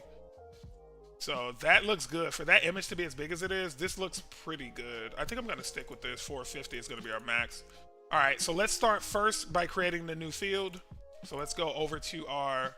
And we really need to start getting some of this stuff out the way when we don't need it. Let's make that as small as it can be. Let's come here. Let's get rid of this. Go to this client file. We can close that now. We can close config as well. Let's get rid of page. Story wall needs to stay open, and queries doesn't need to stay open now. We can get rid of that too for now. We'll need to come back to it to make sure it's more than just two items showing up. But let's go over to our sanity story schema, and we'll add right before description, we'll add a field called summary, and then this is going to be defined field. Do a name of summary. Look at that. Oh, I love this tool. If y'all ain't got this already, y'all gotta get it, okay? It's like super lit. Could you simply extract a snippet of the actual text and append ellipses at the end for summary to reduce? But here go the thing though, you don't know when. I could do that 48, but the problem is you don't know where in that chunk of HTML there might be like actual tags. You know what I'm saying? Like randomly in the beginning of that, it could be like an anchor tag, or it could be a bold tag or something. So if I do just add ellipses, it'll like potentially give me some broken HTML. You know what I'm saying? But hold on, I need to show y'all this tab 9 thing. It is crazy. So look, all I typed was define field, right? And then I did this. And then I did this and then enter. Look, this is everything I would need for a summary. This is tab 9, bro. It's like literally all I gotta do is hit tab now and then boom. AI just wrote that code for me. And they gave me a like, hey, do you want this as your max? we think we know how long this text should be. Do you want it? You want us to do this for your max? It's like so lit, bro. Like what? It's so good. Okay, I think it's just need this. So, all right, and then that's good. Yep, type of text. Yep, this is all perfect. That was easy. Okay, so now that that's in place, let's actually add that to our create data. So we need to clean this up because this is getting ridiculous. We cleaning this up tonight. I am not gonna keep dealing with that. That is gonna eventually drive me bananas. This scares me a little bit.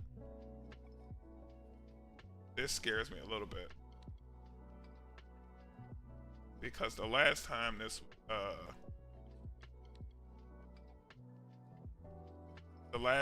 was touched was we completed it. Okay, we still got it all, but yeah, that means that the branch was not, it like overrode it. Ugh, that would have sucked if we didn't have that anymore. Okay, so what we wanted to do is update the story schema, be here, to include a, what do we call it, summary. And this is gonna be faker.lorem.sentence. And we'll say the sentence, we said that it could be 500 words. 500 characters. But that's like what? Between 3 and what? No, these are word counts too. So how many words was on that online counter that we did? Words was 58. So we'll say, yeah, there's a between 20 and it has to be lower than whatever we got, right? So let's do 45. Let's do between 10 and 45 words. No, 10's gonna be way too small. Let's do between 15 and 45 words. All right, so we are going to have brand new content now. So I'm going to get us out of our. We're gonna come out of this state. We're gonna go back here. Let's go ahead and do that, and we are gonna run DC or CG for us. But this is gonna create our dummy content, so that's gonna take a minute.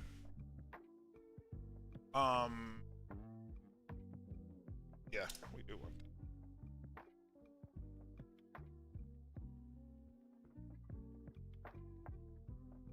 that. We need to remember to upload that composer.json next time because we've been having to do this every time recently. Hang on, so that is B. Oh, stuff that I changed somewhere. Where did I change it? Did it tell us where it changed it?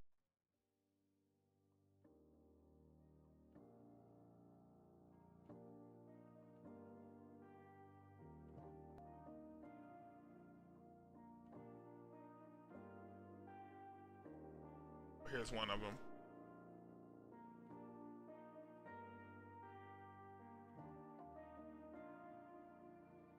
All right, maybe it was just that one.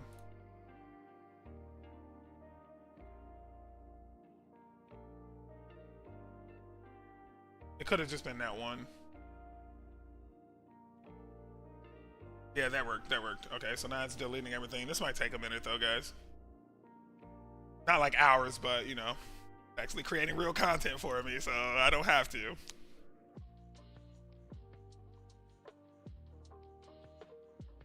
But yeah, I think that was because we just added that field. So, but this needs to be divvied up, right? Instead of it, create data should just do this stuff inside of here, right? So it should literally just be 3 lines of code, basically. Well, not 3, but like all of this stuff here needs to be here. But the supporting functionality up here, this stuff can all just be included. Whenever you have pieces of code that are just like literally on your file, like in your file, they can also just be exported and imported into the file instead, right?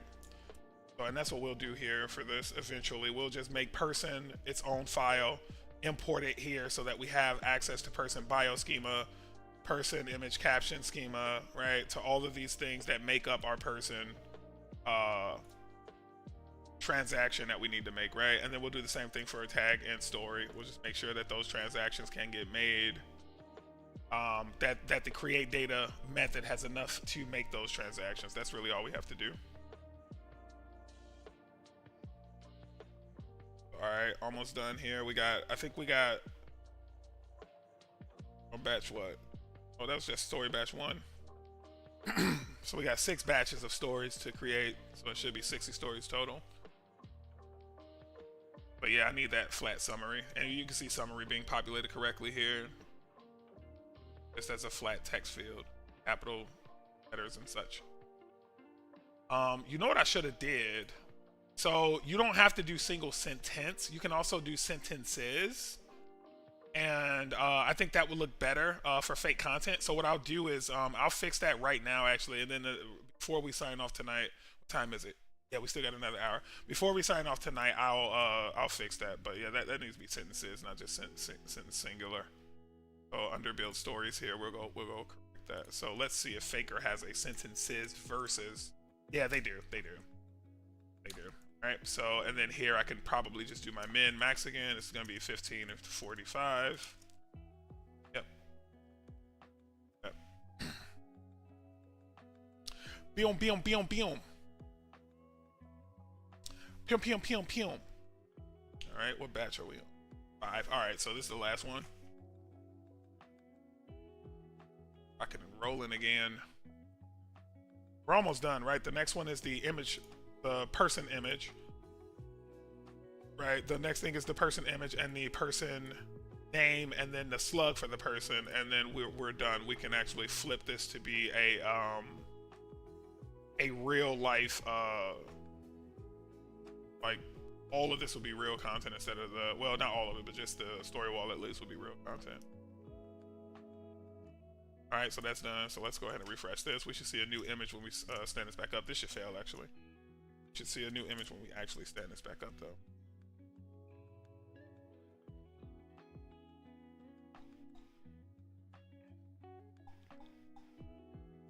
So now we have this issue where the alignment is off, right? That's another thing that I need to figure out. That's going to be something to do with our grid, because this is actually incorrect. We got 3 errors here, but I'm pretty sure these are just refresh errors that we'll need. So I'll go ahead and wait, what was that? NextJS is up to date.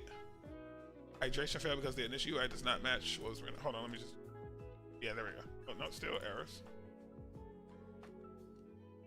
On the stack, PP div section, call stack. What?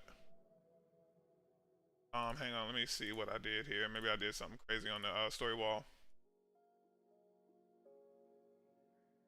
Oh, I don't need these outer P's, right? Portable text has its own HTML markup.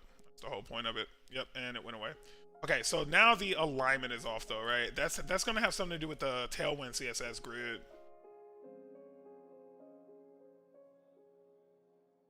I need these to, what is it called? I think it's called stretch. There's a concept of stretching in CSS grid that I need to deal with. And I need to make sure that the content always starts at the top of the box. 48, you still on the call? Because I know you my CSS ninja, so I'm a little not entirely sure how to pull what I'm trying to do off, but I think it's possible. I need to, do you know Tailwind CSS? This little CSS framework. I'm trying to see how to use either grid or flexbox to get something to always anchor at the top. So wait, let me show you the problem first. If you look at this, right? what's happening here is that the box actually started up here, like the main container started out here. But because of how long this stretch, this is now being centered vertically. Right? And I want it to be like, not only do I want this to be centered at the top, but like if I had two more boxes down here, I want those to be like even. You know what I'm saying? Oh, I'm so stupid. I've been doing that like way too frequently. Okay, so it's like this right here, right? So I got these boxes. But then if you look at this, you can see that main outer shell is like there. But it's being aligned center. I think it's because I got maybe item center on. I don't know. But like, how would I actually get this to be? Okay, so I fixed one part of it, which is the item center don't need to be there. So that's gonna be here. I don't need that. I needed that for the carousel, but not for the item wall. There's that. I think that's gonna be okay. So that fixes that. But then now, what about this bottom piece? Like if I added a third item here, so here, let me just see what happens when I do this. Let's bump the query up to like 4 items. Where we at? Where's my? Where are my queries? All right, so now we got 3 items. Oh, never mind. It's a line. Never mind. I thought it was gonna be.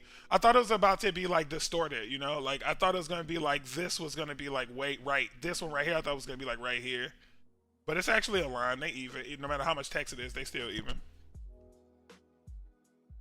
So that's not horrible.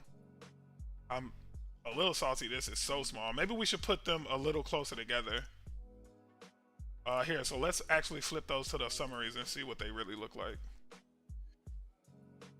We don't need a description, actually. We can change description to summary. And then queries.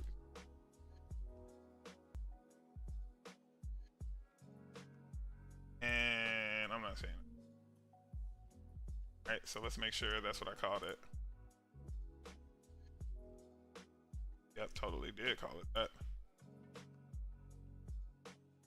Yeah, he said it should grid. Yeah, he said it should grid. Man, YouTube jumping right now, and by jumping I mean I got a few people on YouTube. Hold on, I messed up something in my create data, I think, because I don't see that. I don't see the summary. Wait, where is the summary? Wait, did I put it in the wrong thing?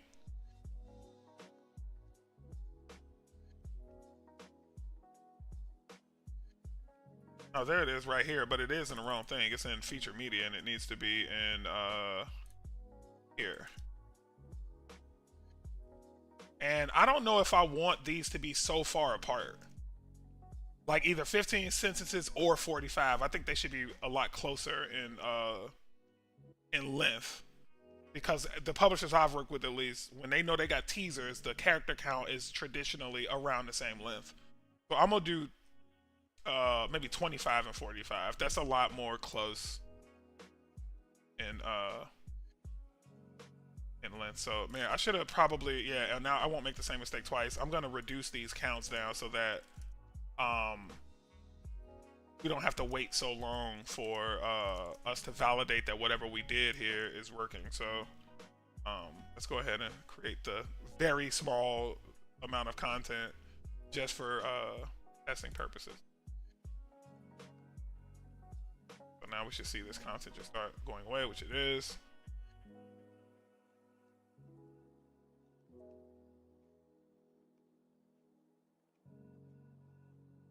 Okay, but what's wrong with this? Must be at most 450 characters long. That is very long. Yeah, that's too many sentences. So 45 sentences is too many. What are we thinking? I mean, 45 words is too long. Oh wait, maybe that is a sentence count. Maybe when you do sentences plural, it becomes a sentence count and not a word count. Right? That does make sense. So here, let's leave that like that, and then let's do summary. Yeah, let me see what this is referencing. Actually, I didn't check that before. Let me take you to the IDE. I don't know why I cannot remember to do that. I wish there was some app that was like whenever you change focus to a different window, it actually changed focus for your stream. I'm pretty sure there's something like that. Yeah, the number of sentences to generate, that's what it is. So defaults to a random number between 2 sentences and 6 sentences. We're gonna say between 4 and 6. Nah, let's say between 3 sentences and 5. Wait, let me see what their sentences look like. That's 1 sentence, that's 2, that's 3. Oh yeah, these are small. Alright, yeah, we can say between 3 and we'll just see what this looks like.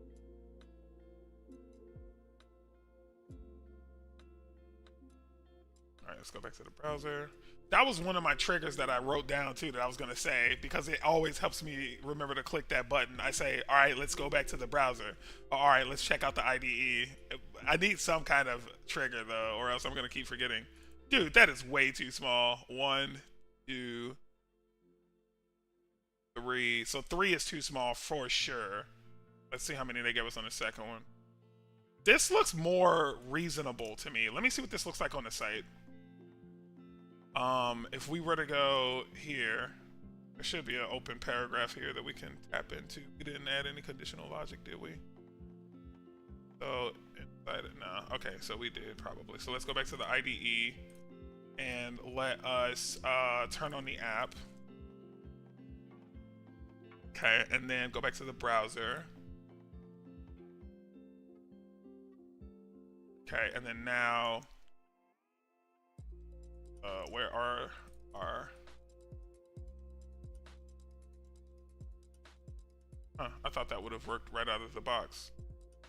Oh, it's not portable text anymore, is it?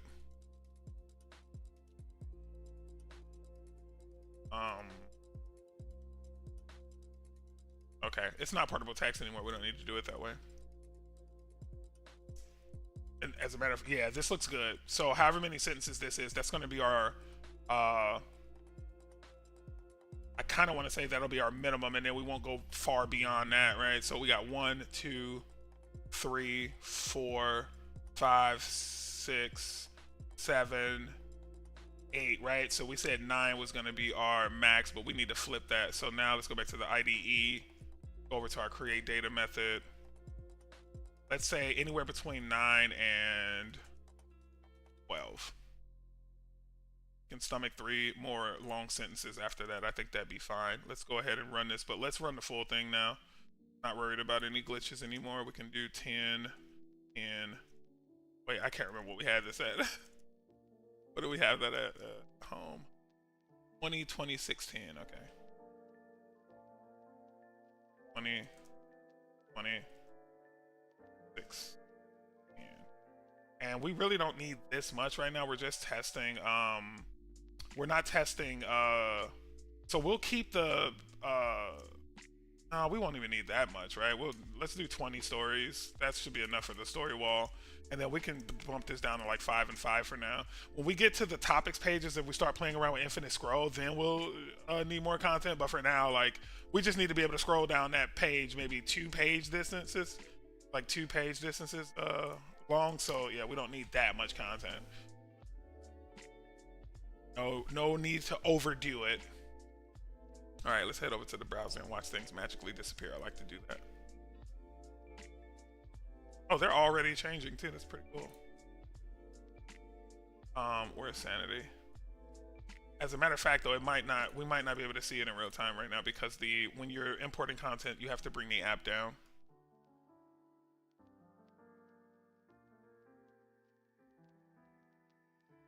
.48 with the knowledge. He said it should grid, bruh. Yeah, he's the front end wizard of the family. I'm the back end guy. Well, he's actually a back end guy too. So he's just the all around guy of the family, and I have my one niche.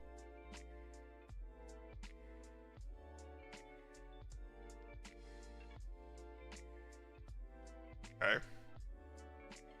almost done. I think that's just story batch 1. We only are doing 2 story batches though, so we'll have 1 more now.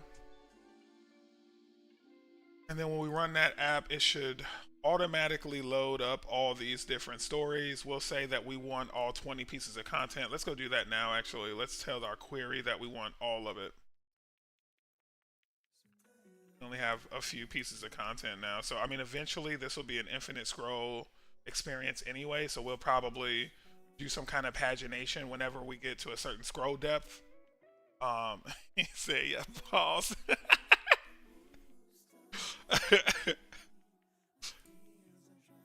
Alright, I think we're good to go. So let's go ahead and fire it back up.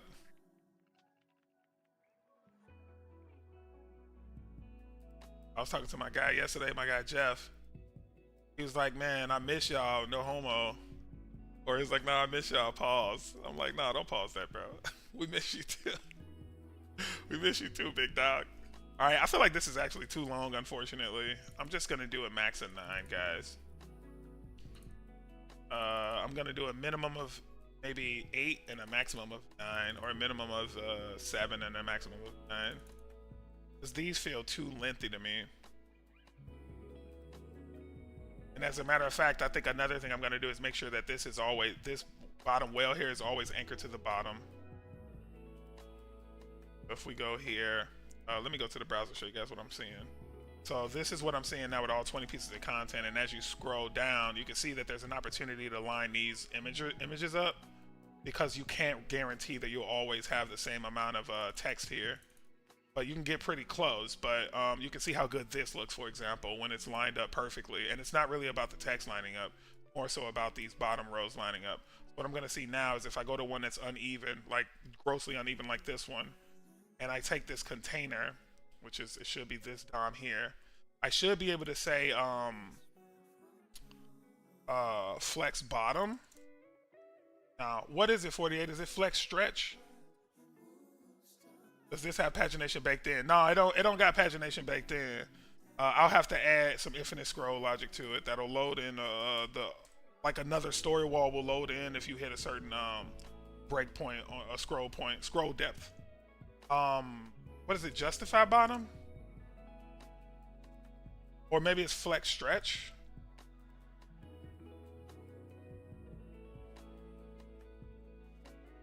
No, it wouldn't be on this container though, right? Or maybe this is just bottom.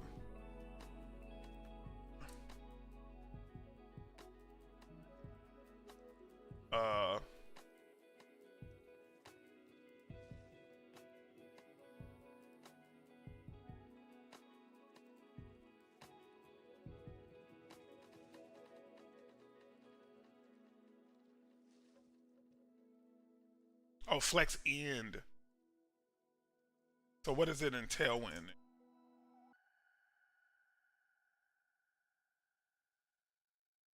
Flex. I didn't save this. What? This is such a good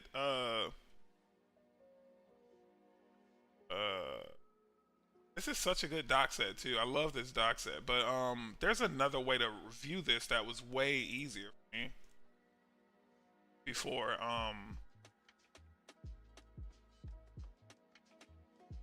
maybe it's align. No, that's positioning. So it is flex, but it's flex something. I can't remember what it was, but I know it's yeah, he's right too. And 48 knew what it was too. He said flex in question mark. But which one of these would call for that? I had another Tailwind page I was using one time that was way better than this. I think it's this one. No, it's not that. It just had all the different okay, it might have been this.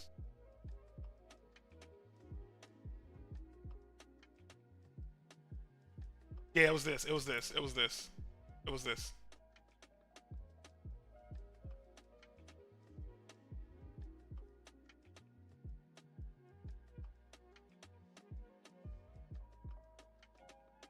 Here it is. Align items. Items end is what it is. So now if I go here, will this do what I want it to do, which is it should be at the very foot of the Whoops, wrong page. Here we are. Let me pin this because this is gonna get annoying to keep trying to find. But here it is. Instead of item center, do I do items end?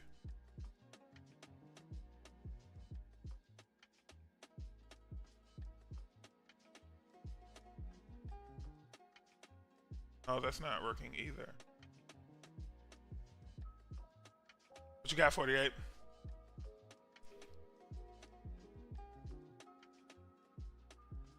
I thought this would do it because the outer shell is the one that has the flex on it, and it has a bunch of space at the bottom.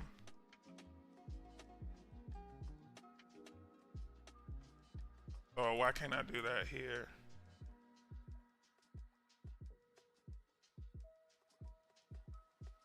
I thought for sure that would work. Let me see. Let me try stretch. What we doing? We trying to make it so that this DOM right here that's highlighted actually shows up on the bottom of the div container, right? So like here go the container, right? You see how much space is left? Like on this next one, there's no space at all because it is stretched as far as it can go. But on this one, there's a bunch of extra space down there at the bottom. And I'm trying to make sure that this div right here specifically grows until it, maybe it's flex grow.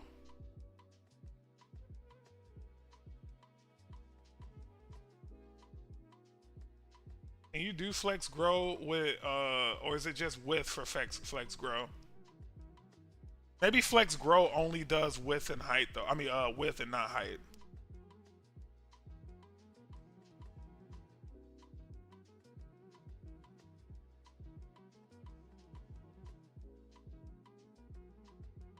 Let me try self in.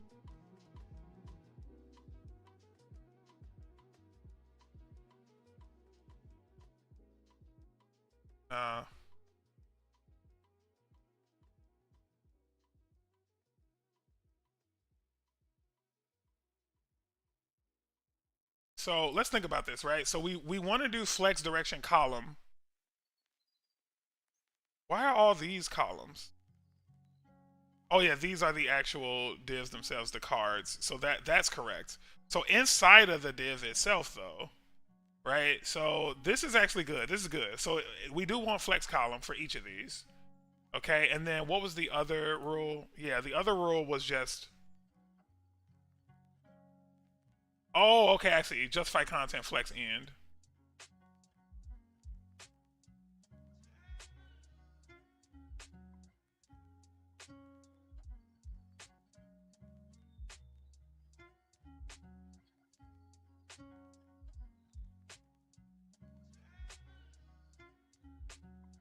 But no, that's not what I want to do though.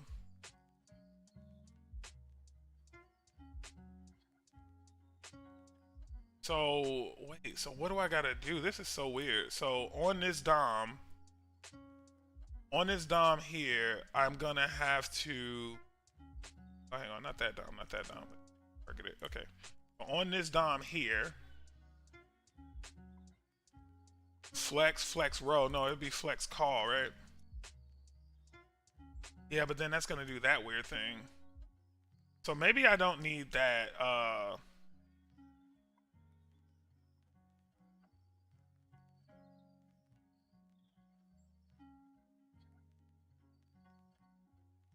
I need another for that.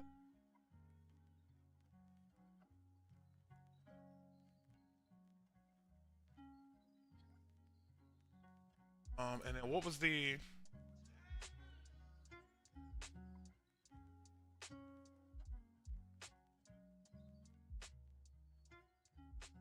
Maybe it's items stretch?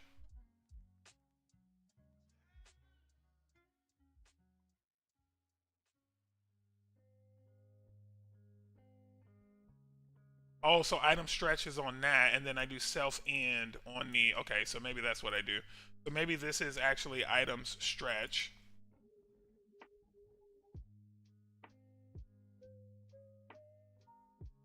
And then here I do a class of self end. Not working.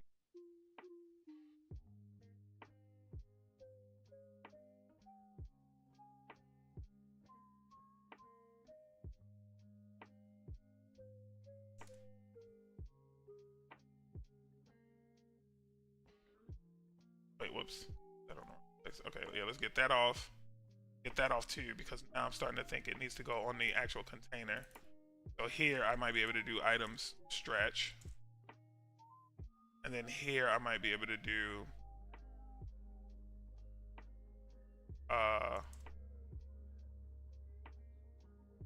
self end.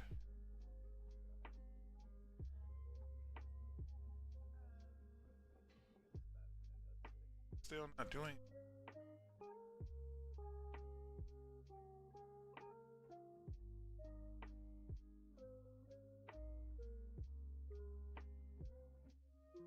Oh geez, so that is stretching it. That worked, but that stretched it in a really weird way.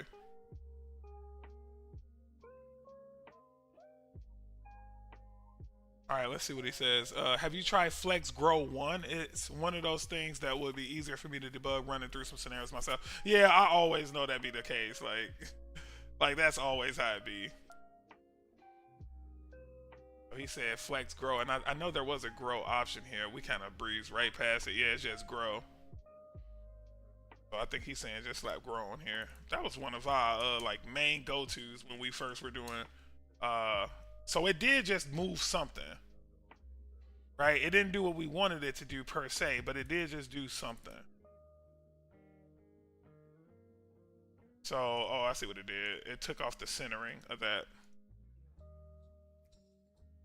So we're going to keep item center, because this is basically now dictating how the items inside of this container behaves. And in order for us to dictate how this container itself behaves, it's going to have to be a item singular, I think, command. So this is like, yeah, here's the self command. So like self end is the alignment of this thing. So either self end or self stretch might do it.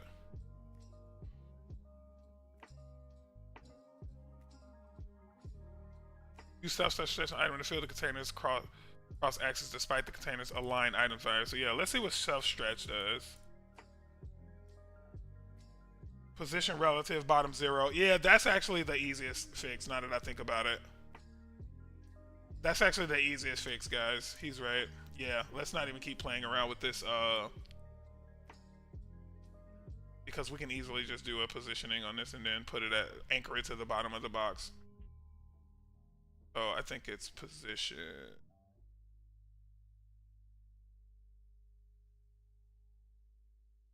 Yeah, here we go. There it is. Position relative. Is it relative or is it absolute? Yeah, it's relative. It's relative. Oh, here, let's do this. What was it? I just saw it and forgot it that fast. Oh, it's just the word relative. Good job, Tailwind. Good job saving us developers from having to type too much stuff. Was it relative? And then I think it's bottom 0. Nope, that's not right. Yeah, it should have been bottom 0. Oh, I need to put relative on the container and then absolute bottom 0 on the DOM inside it.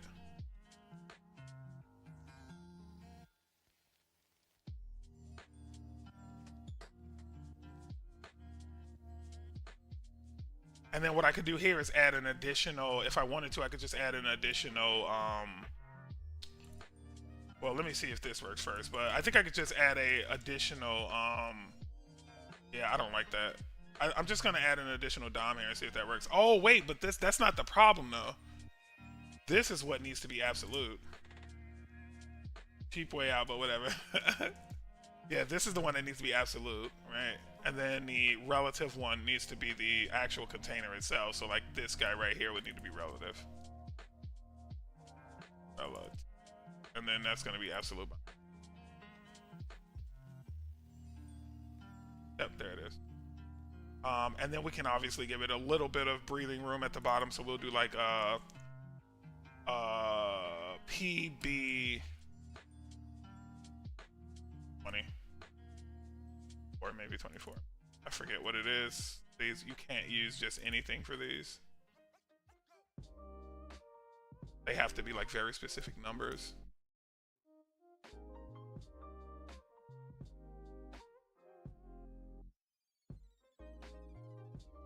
Here they are. So what numbers? Yeah, that's way too much. I just want like maybe 24 pixels. So PB6.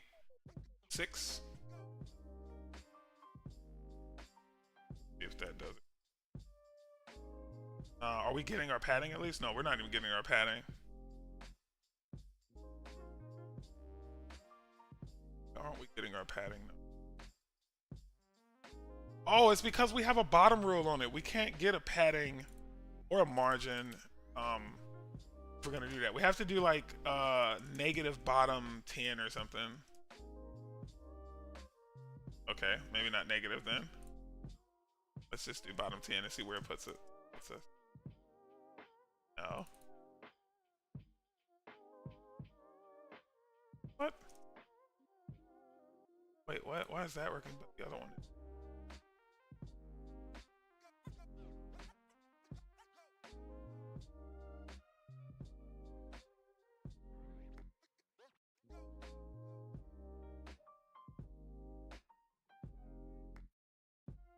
So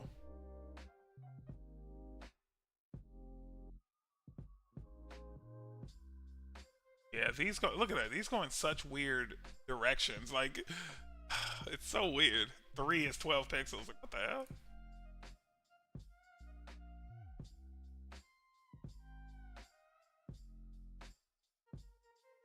Like, where is it? Where'd it go?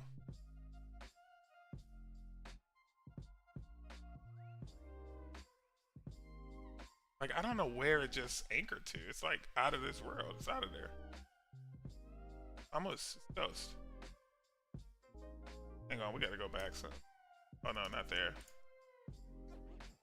Oh, I see it now. I see it. It's right there. That's a problem. It's not bound to the limitations of the box itself, which is not good.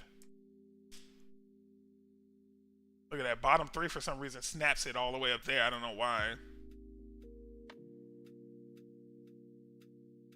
Yeah, I'm not gonna be able to give this to the client per se, right? I'm gonna have to fix this the right way.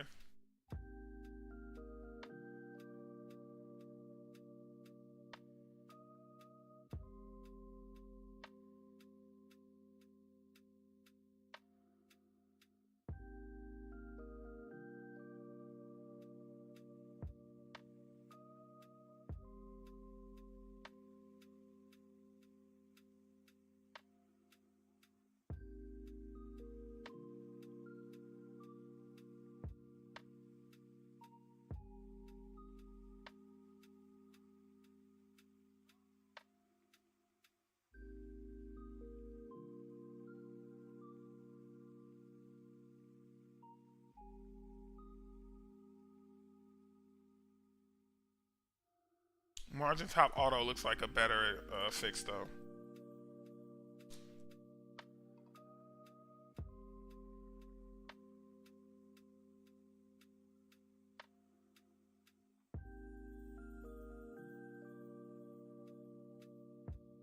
What is auto?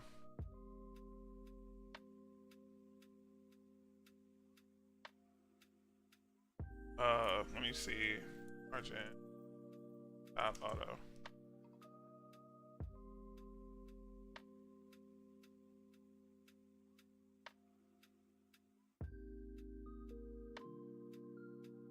Here it is. Margin top auto is just empty auto. So maybe let's do this. Let's go back. All the way back actually to our very beginning state, and then let's just do this. Yeah, that works. Yay! Alright, so now that's what we'll do. That's a way easier fix than trying to figure out Flexbox's craziness.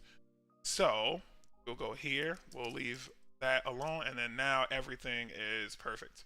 So one more thing I notice is that some of these are really tight now. So I need to, I'm not gonna put the, because this margin top is fine. I don't want to add margin here if I have an auto rule. I need to add something underneath my paragraph tags here. So I'm just gonna do like a class of a margin bottom. So class name, and then I'll do like MB should be fine. Nope, didn't do anything. B4. Nope, MB8. A little better. And then maybe we need some kind of divider. I don't know. That looks a little awkward to me. Yeah, it almost looks better if these were cards with background colors, like some kind of border around them. I'm not gonna do that. I think I'm gonna. I don't know if I want to stick with this or not. It might look better if the name tag was. Yeah, let's get rid of this margin bottom one. Actually, we'll keep the space in between the. Well, no, we'll keep margin bottom one. I don't know why I just got rid of that. We'll keep that, but we'll get rid of MT auto. But we did. At least we learned how to do that. But and I don't think we need 8 anymore. So like. Oh, we already have margin top on this one. But we don't need this, right? We were just accidentally trumping our margin top, so we can actually, yeah, we can put that back the way it was. All right, we'll just leave it like this. Even though that's uneven, at least they start at the same line. I'll just leave it this way. All right, let's get back to our 150. We can do 125. Actually, let's go down to one more. That's big enough.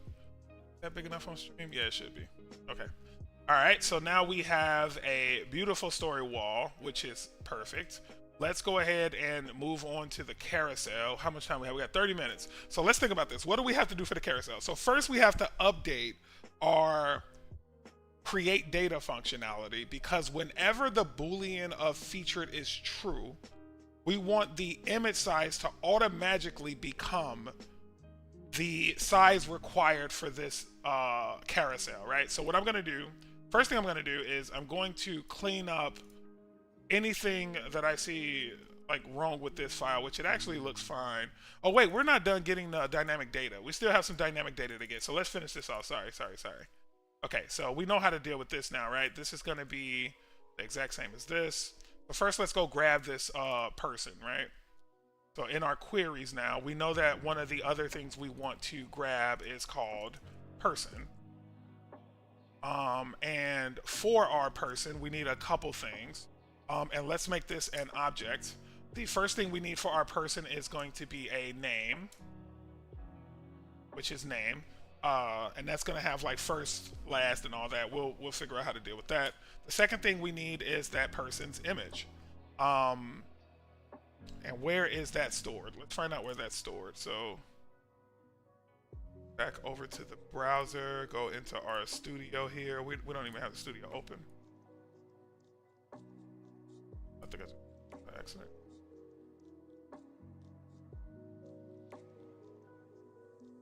Whoops, I turned off our site.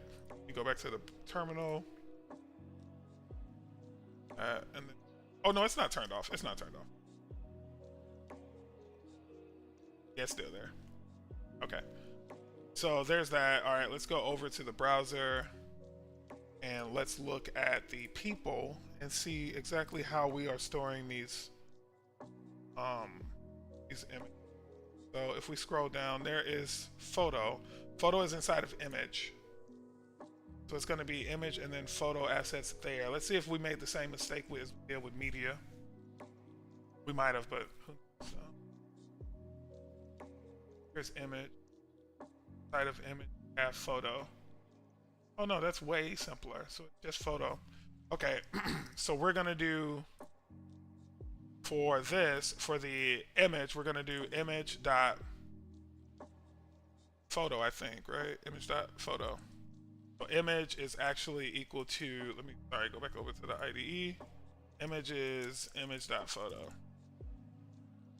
And person itself, right? Name doesn't just come from name. It actually comes from whatever we call that field in stories. So go back over to the browser. We have to go to our stories now, find out what we call that field. And I don't know why I'm here doing it. This is too long though. Yeah, I'm gonna bump this to, I'll do 600 characters here. 450 might not be enough. Actually, I'm gonna do the 1,000 that they recommended. Let me go back to the IDE and do that. They recommended 1,000 characters there anyway.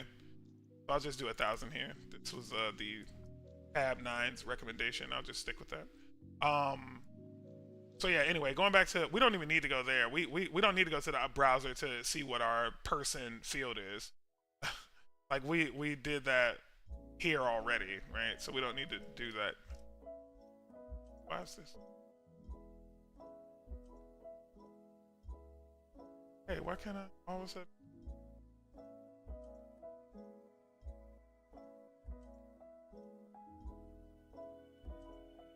I all of a sudden can't collapse though.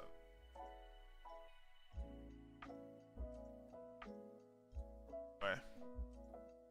Yeah, something's off with the spacing. That's fine. There's a, I found out there is actually a command you can run that's like, it's like a clean up the 48. Do you know the command in VS Code to like format everything? I saw someone at work running it. Every time he pulled down a JSON feed, he would run a command and it would like auto clean up and space everything. So what do we want? We want authors. And we want always the first author, right? So it's going to be, our person is actually going to be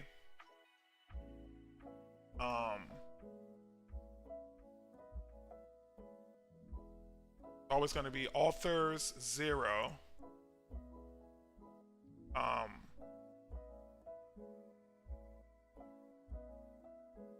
No, author 0, and then destructured into the name and the image photo.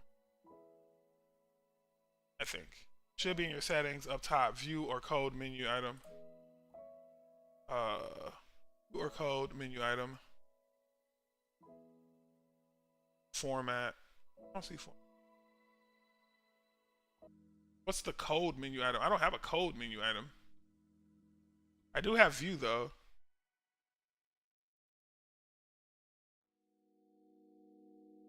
No, I don't see it 48. It's not here. Alright, but let's run this query and see if we're getting back what we want for person. Let's pull in person here. Alright, and then let's just console log him.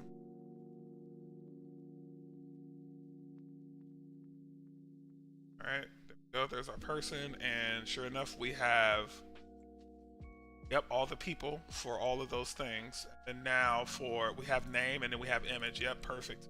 So for, oh, we need slug, we need slug, we need slug. We need slug, guys. Go back up here. Can we see what that looks like?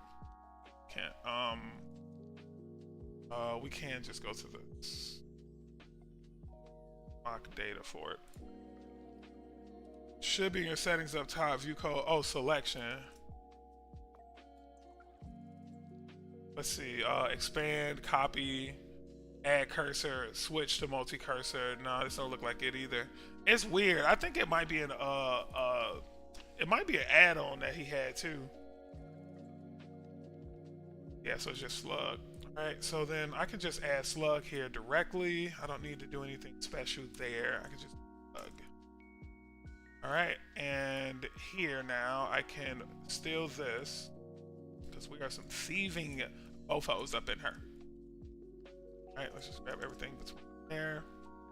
Come back down to our link here. This is our person, so this is going to be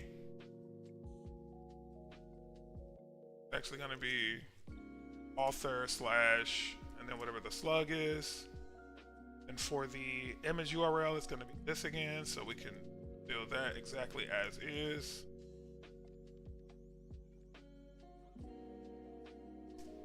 That. And then, oh snap, we actually do need to destructure featured media a bit, don't we? Because we need the alt text. So here, let's do this. Let's find out what we get for featured media if all we do is this. I think that's going to be it though. So if we do that and then we do featured media. And let's actually comment this out now. Yeah.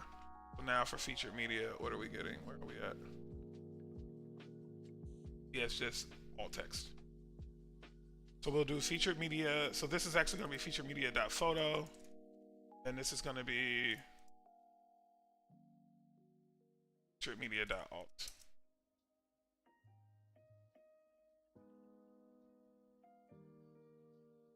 Okay. And now for, actually, let's go to the browser and see if that, like, confirm that that's working as expected. Any alt text there? Yeah, there's alt. It's a little lengthy, but it's not too bad. All right, so now we should be able to go back to the IDE and do the same thing. I'm ready to pay you, Combo, if you teach me one-on-one React to JavaScript. Oh, come on, Lynn. Come on, Lynn. You trying to get me paid, bro? What's up? You trying to learn some stuff, man? Trying to learn a few things. I got you, bro. Hey, thanks for the follow, bro. Appreciate you. Appreciate you. We up in here getting funky in the junkyard, man. You already know what it is. All right. So this is our image for the person. And we also need the alt text for that, too. So we can't drill down as far as we did, I don't think. We might have went too far there. We probably just need to do .image. And then here we'll do .image.photo. So it's going to be person.image.photo, and then do for alt person.image.altText. And then we need the person.slug.current for this. Yep, so that should be those, and then we need his name. We'll figure out how to get his name in a second. Let's just make sure that worked. Okay, they look crazy. Okay, the images look crazy, but that's because I got my max in, my max width and my max height off right now. Bro, trust me, with my ADHD, I can't even stand a 5-minute on YouTube to learn that. You can't even get through with the Hello World joke, bro. You can't even get through with the Hello World tutorial, man. I feel you. Hey, it is low key boring though. Let's be real. It's like one of the most boring tutorials ever. The best way to learn this stuff, man, and I tell people this all the time, is to go in and do it. Like as crazy as that sound, like one of the best ways to learn this stuff is to actually do it. There's very few alternative methods to learning these languages. I mean, doing it with somebody, don't get me wrong, doing it alongside somebody is always super amazing, but doing it yourself is so lit.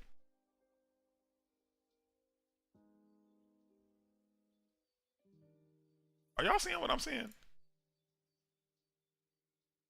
These images look crazy. All right, hold on. So the aspect ratio on this is 620, 460, but maybe 467? No, 465. Okay. 620, 465. 620, 465.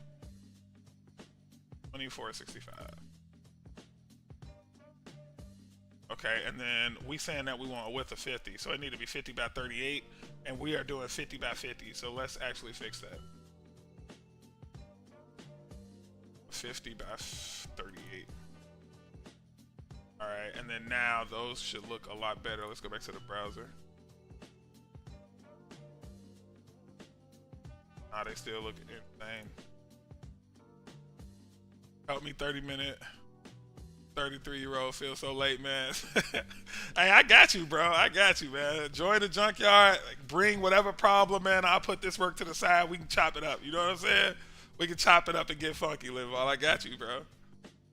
Always, man. Just hop on the stream Monday, Wednesday, Friday, man. Oh, we got the sub. We got the sub. Let's go. Let's go. I just watched your YouTube chat, bro. Amazing. Thanks, man. I appreciate that, bro. I appreciate that, man. That means a lot, man. That means a lot, brother. I appreciate that.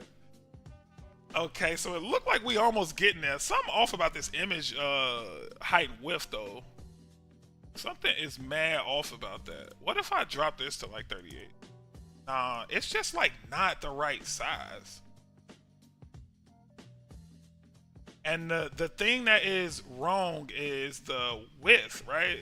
The height looked fine. Like the rounded borders went away or something like that.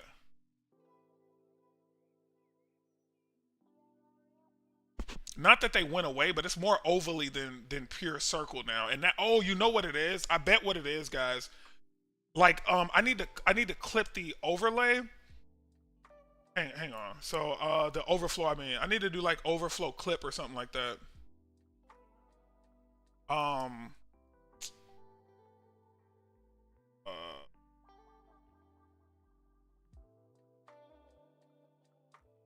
yeah. Let's see.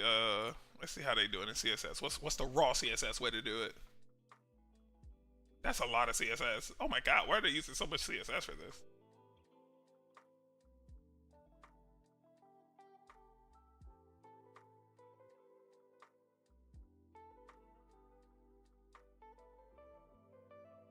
I'm not a huge fan of this, to be honest.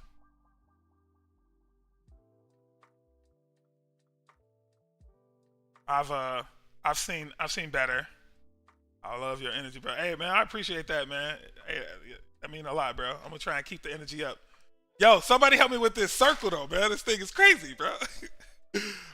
So a part of me want to take the easy way out, right, and be like, yo, well, just make these images be mad congruent, like make them be straight up 600 by 600 if you need to, or 400 by 400. But it looks really good like this, right? So it's almost like what I need to do, because this image right here is perfect. No, that's even an oval shape.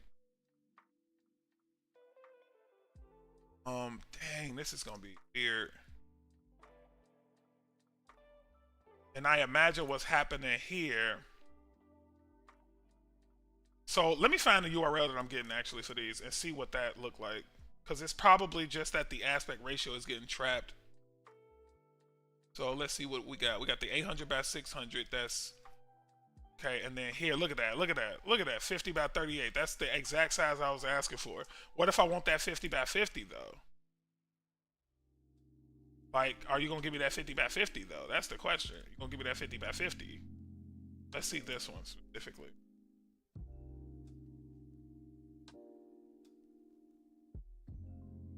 Nope, it's 50 by 38 still. Because the aspect ratio is being forced in the aspect ratio. I need to kill the overflow. Let's go back to Tailwind and see if we can kill that overflow. No, no, no, no, no. Is there a border overflow? I don't think so.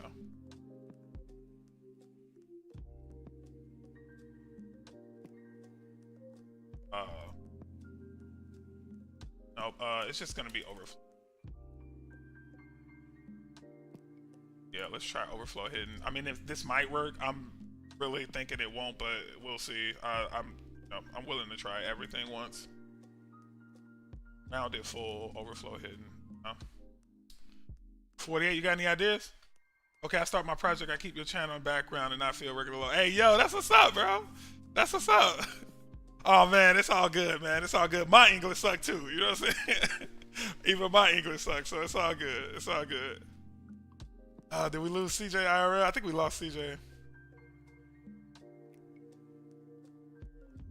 Dang. All right. It's all good. It's all good. We gotta figure this out, right? Because what's happening right now is the image that we get back is never gonna be a complete square. But in order for this little DOM to look cute, this would need to be a background image. That's another problem that we have right now, is that these would actually need to be background images.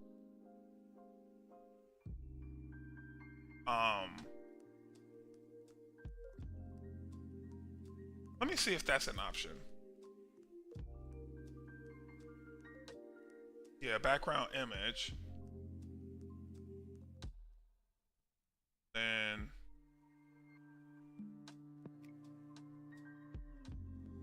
there's the gradients and stuff like that. No, that's not gonna help.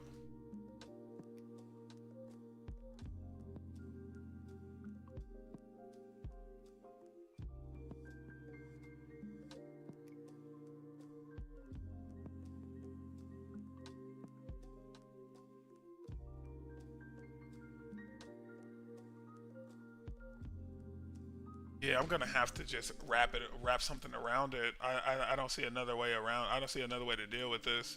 I'm gonna have to just be like a div class name, round it full here, and then overflow, and then at least I don't need the class name here anymore. But I do need my closing div around this guy.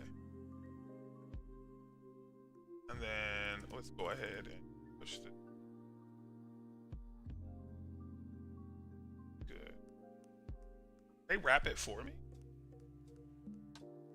No, they didn't, but based right. Alright. Oh, I see it. There we go. Alright, let's see if that did it. Going back to the browser. It tried. Alright, it tried. So I just need the width and the height on there.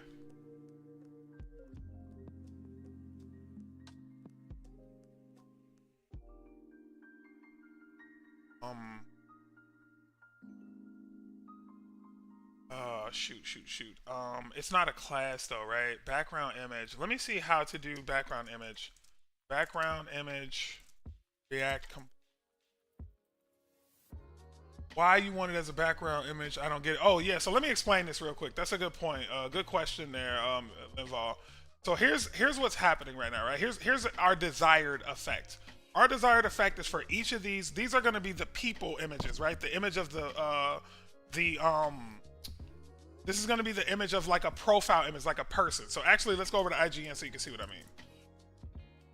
We'll go to IGN's website so you can see what I'm saying. So if we go here, come down here. You see this little circle of this woman here?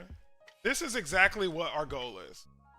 Our goal is to have a div that is a very specific size, and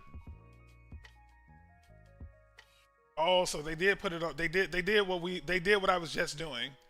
They made a outer wrapper for it. Okay, so anyway, the reason we want that is because we want this to always be the same size every time this. Oh, he says he get it. Yeah, every time this image appears, we want this to be the exact same size. So what you can do is what they did here, right? They put their overflow hidden rules on this actual div so that anything inside it, which is this image, could just be cut, right? And I'm guessing this is where they have their rounded borders. Yeah, this is also where they have their rounded border. So we'll do the same thing. Let's actually go change that a bit. Let's go back to the IDE. So here we'll do rounded full, overflow hidden, and then this can actually be 50-50 is fine. We need to make this div 50-50 as well. Let me see.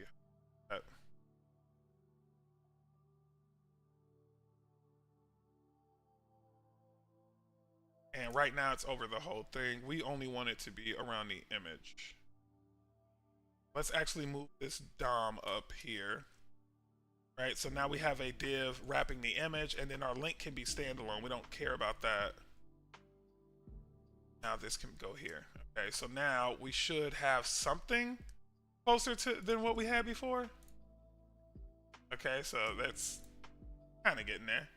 And now we just need to force the width and the height on this to be 50 and 50. So we can go back to Tailwind, find out what our width rules are. Yeah, fix widths. Yep, so then we can width some number. I need 50 and 50, but I can't get 50 and 50, so I'll get 56 and 56. We'll do width 14. I guess it's height 14.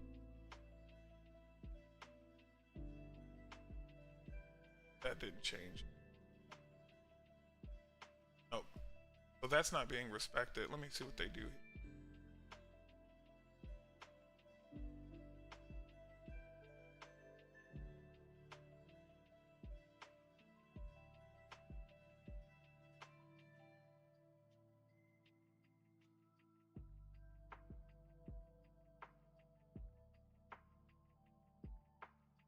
Interesting.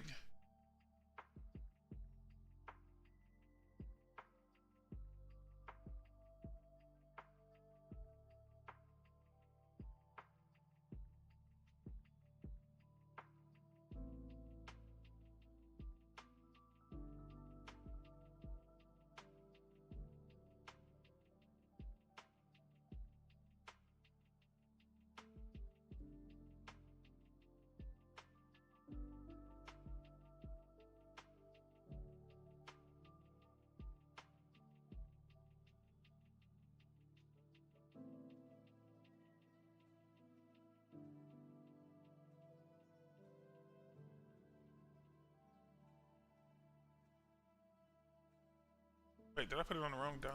Let's go.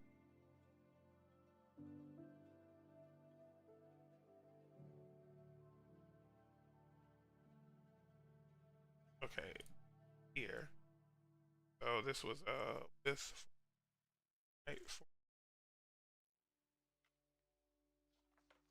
All right, so that's way better. It's trying its best.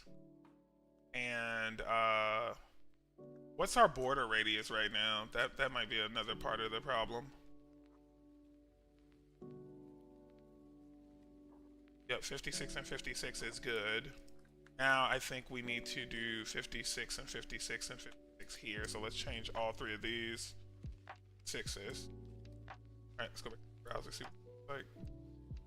Yep, we're getting there. Almost done. Almost done. Got the bottom part there that's not all the way behaving.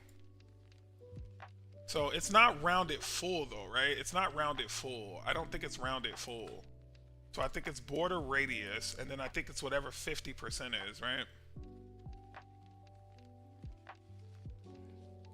Yeah, let's see how they do theirs. It's not rounded full though. We just saw that it wasn't rounded full. It was rounded 50%.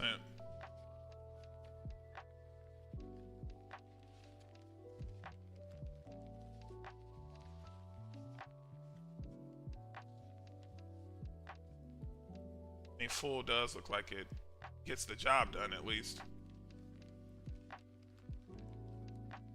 Do a search for 50. No, it's not even in there. Okay. Yeah, maybe rounded full is the way to go, but we're just doing something else that's a little wrong here. So like, the overflow hidden is working. The 56, I wonder if that's too big? Oh, that's right. We have to stick to the aspect ratio. We gotta remember that. That 56 won't work. It makes it so the height isn't big enough, right? So we would have to do like instead of 56, we would have to do like, what if we did 54, 50, nope, 60.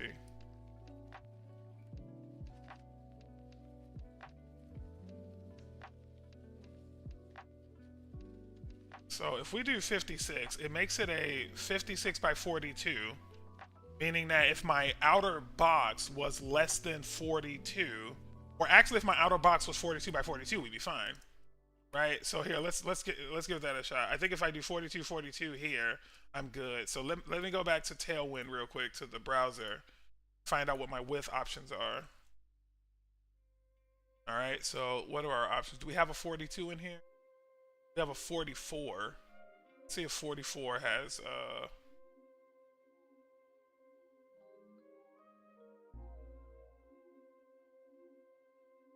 33 though. Jeez.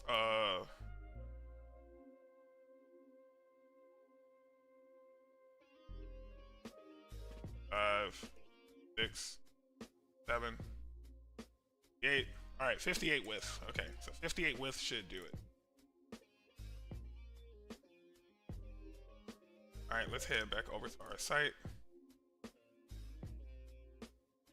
That's still not fully rounded. There's still this little bottom part that's looking kind of off. Oh, I never changed the 56s. I need to change that too so that these boxes are no bigger or smaller than 44. What was 44? 44 was 11. So let's go back to the IDE and update that. Be 11. All right, let's go back to the browser and see if that works.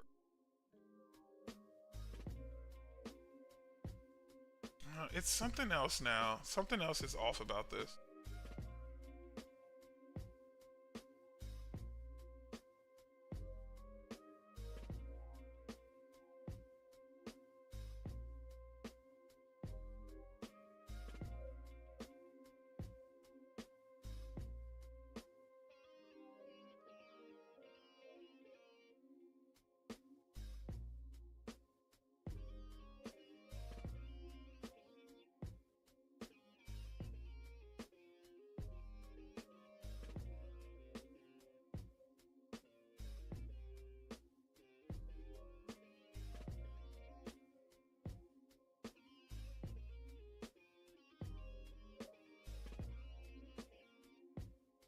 If anything,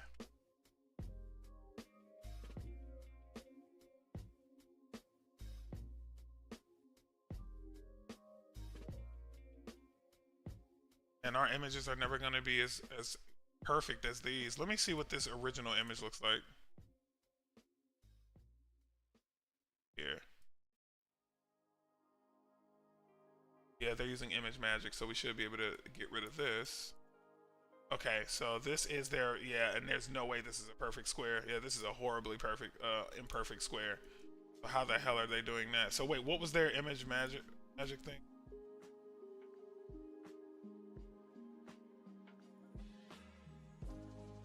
Okay, so they did a crop. Alright, then maybe I can just try cropping that.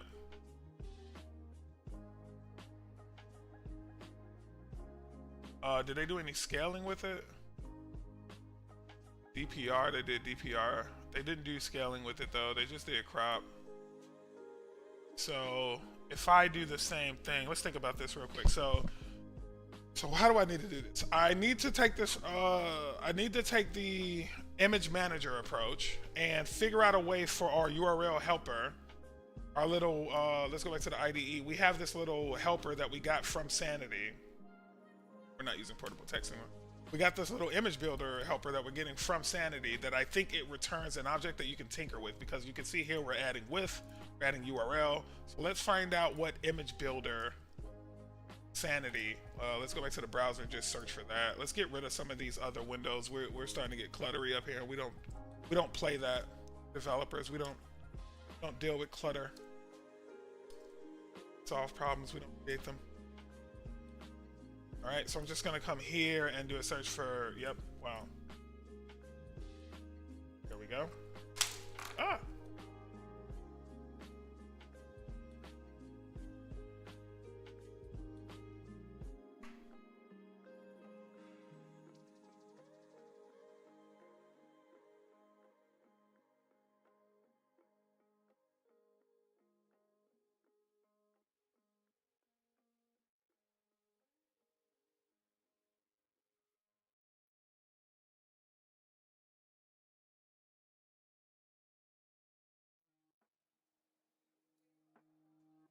Yeah, this is definitely it.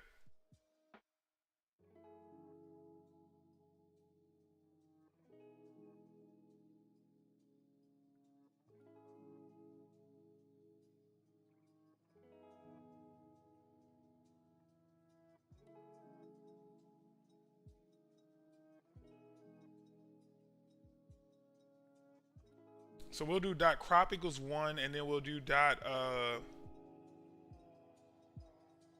let's try setting a height first.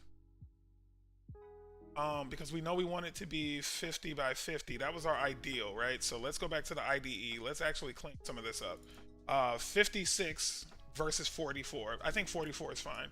So let's go. I'd rather go smaller than bigger for this to start. And then if we need to make it a little bigger, we can. Well, let's first do this. And then here, let's actually add that. Go back to the IDE. Here, I want to add something else. I want to add the height here.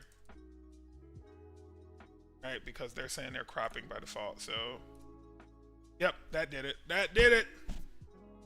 All right, and then I'm gonna add a little black outline on this. I'll do like border. We'll add a black outline on that. So we'll do like a border here. Yeah, border width. Then border color. So we'll do a border 2. Oh yeah, we can. Yeah, just do border. Yeah, we'll do border. Let's look at. Let's see if we did it on. What was the one that was white? There it is, this cup. So here, if we did a border, where's my...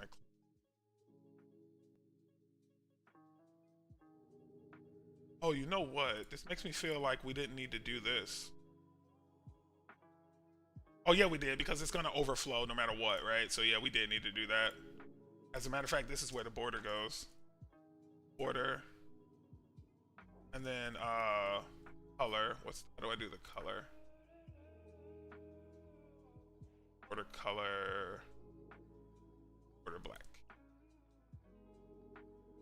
So this is a 1 pixel black border, and I'm honestly not seeing any border.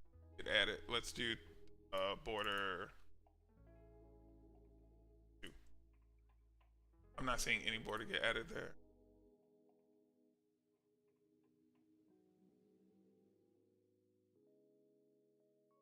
Yeah, that's not adding a border for me at all.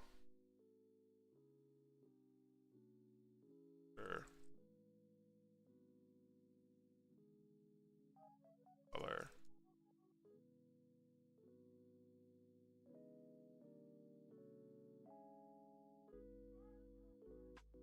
Yeah, it works.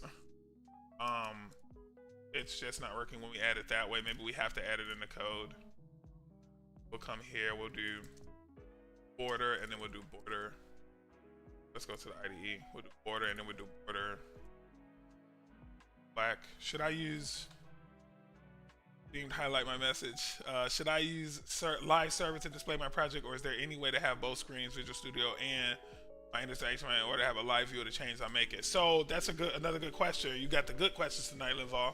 So you can, it's up to you, right? So as a developer, you can do what I'm doing right now, which I have 2 screens, right? So when I'm actually working seriously on a project, like right now I'm obviously just doing this for the community, right? But if I was like at my paying job, I'll be having 2 screens, right? One screen to the left would be my IDE, right? So like Visual Studio Code, which you see right now, right? And then the other screen would be my actual live updates being made. But if you only have one monitor, you could use docking, right? So you could dock some of these windows. So like right now, the only window you see on my screen is VS Code, but in Windows, you can actually say split this, right? Where half the screen is VS Code and the other half is my browser, right? So that's kind of what I would, that's what I would advise. Like either use 2 monitors, which most developers these days do, or you know, just split the windows up so that you can see the edits live. I found a solution on Windows 33 years old, but I'm fast. Yeah, I work as a dev, man. I'm a tech lead for a company. I've been doing this for 20 years. I'm a little older than you though. I'm 37, so I got some time over you in the business. I've been doing this for a little while longer, but not that much longer. Honestly, I'm pretty sure soon here you'll be lightning fast and you know, loads better than some of the old farts that are out here right now. That doesn't look bad. I don't like that color, that color, but you can obviously see now that it has a background shade, and that's all I was looking for. Right? I like that stroke there. That stroke's fine. That's gonna do just fine. Okay, so let's actually get our author names in now. Is your company hire? Time to get Yusuf on the team. Yo, send me your resume, man. Our company does hire, and I'll see what I can do. Send me your resume. I got you. Yeah, I don't and then hey, it never hurts to maybe do some projects together on stream. So if you have any like play projects that you want to do, like things to just learn, you know, that goes a long way. So yeah, just send me your resume, man. I got you.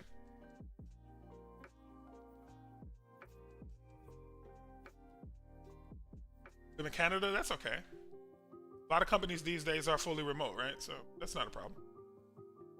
All right, so we need our author name in here, right? And we already pulled that, right? We pulled person.name, but I don't think we know what this returns yet. So let's actually scroll through this.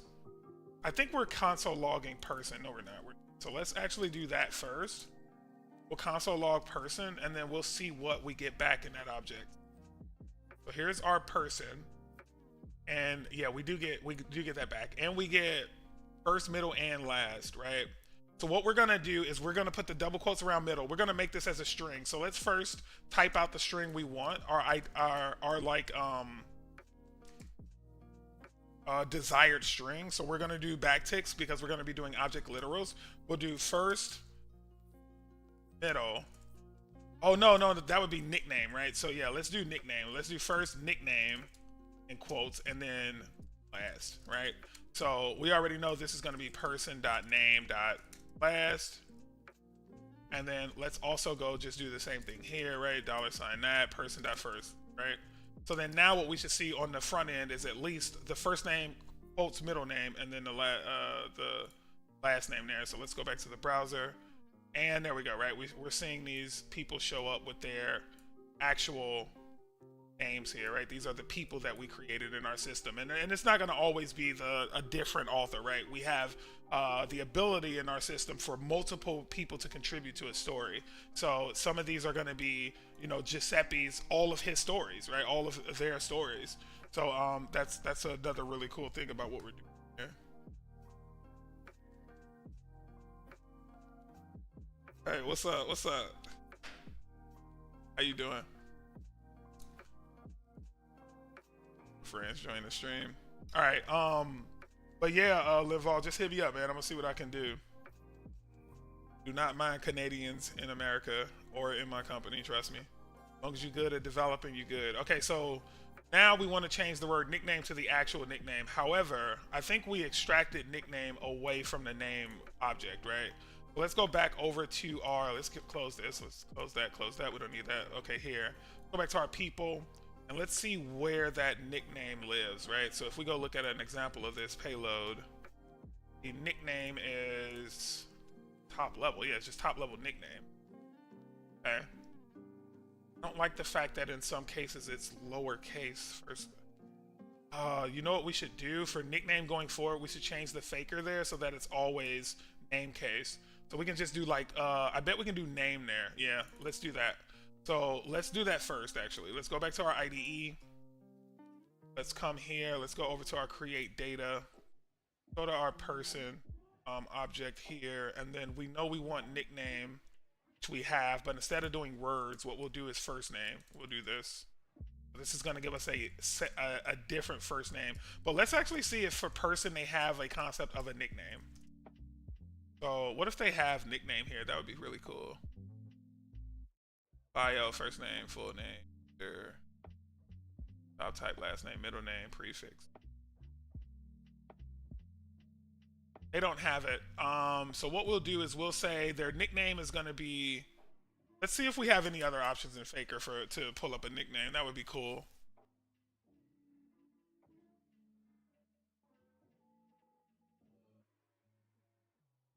Oh, you know what we could do? Yeah, we can do dot word and then not dot word more than that, but no, we can't do that. We have to do dot something, right? So dot word dot what though?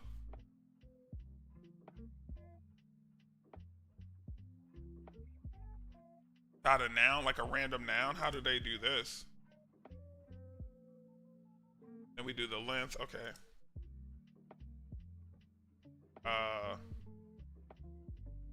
Yeah, length 1. Yep, that's exactly what.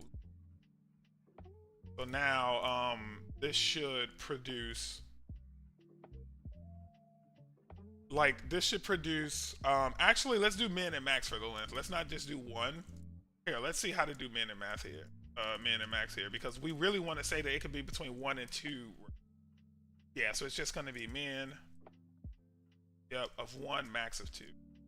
All right, and then now what I'm going to do, I'm actually going to run that, right? We have so little content being generated now that I think we can run that pretty easily without having to worry about it.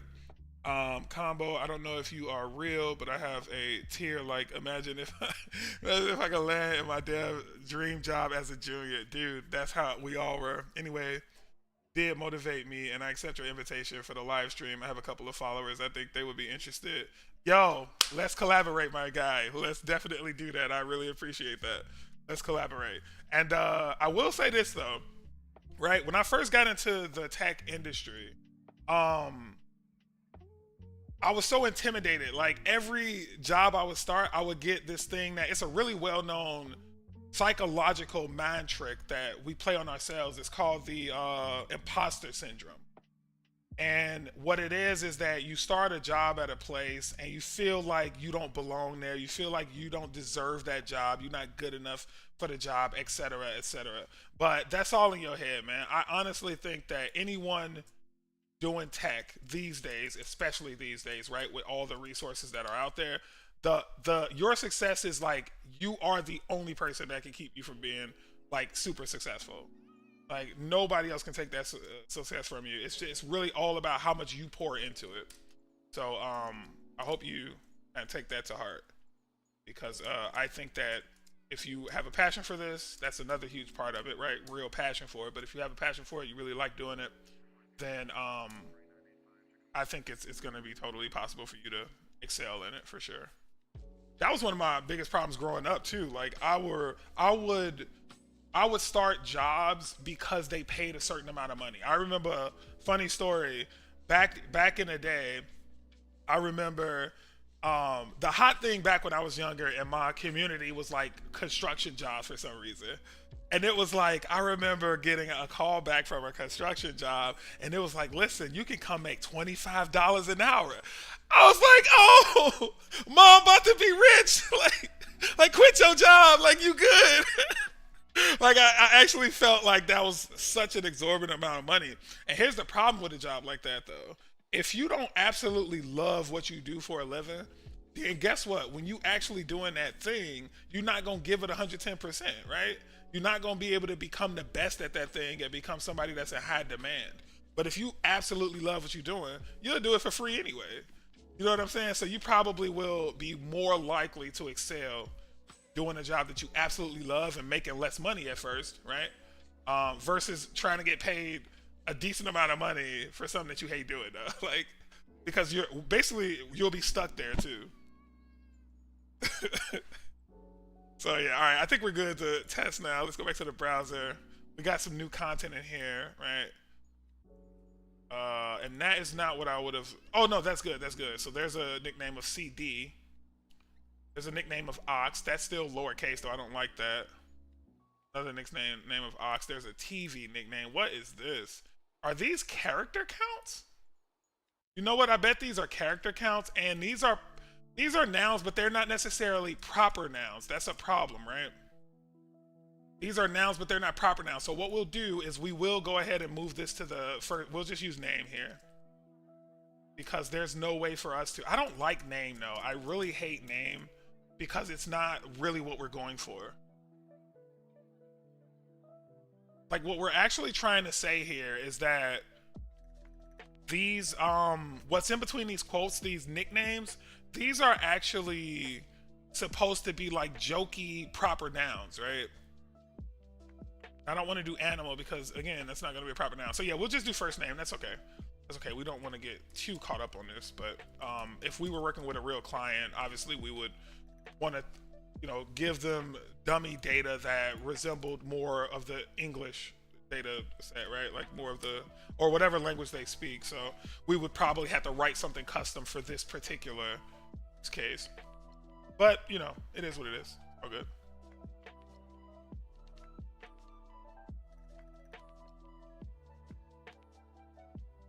All right, we're 13 minutes over time right now. I'm gonna stick around though for a little while. I want to do one more thing before we sign off. I just want to finish that ticket, right? Because we are, I'm not gonna say we're too far behind, right? We still got Saturday. We still got Friday and Saturday, actually. Actually, no, we don't got that much time Saturday. I have a prior engagement that I have to do on Saturday, so that means that leaves us Friday actually to finish the rest of our tickets, which we know that there's going to be rollover this sprint. Let's actually take a look at our board. Go back to the browser here. We can kind of see what we're dealing with. So let's get this for right now. We don't need this, but here's our board. So we knocked out quite a bit. We'll knock this out tonight for sure. And we, depending on how I feel over the next maybe 30, 40 minutes, we might knock this out. But we'll at least get this done, which is a really big leg up. And then that leaves these 4 tickets.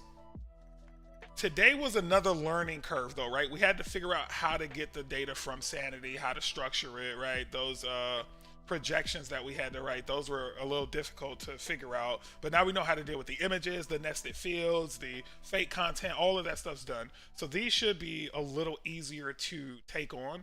I will admit that this static ticket here, this is gonna be another challenge, but it's a really easy template we're creating.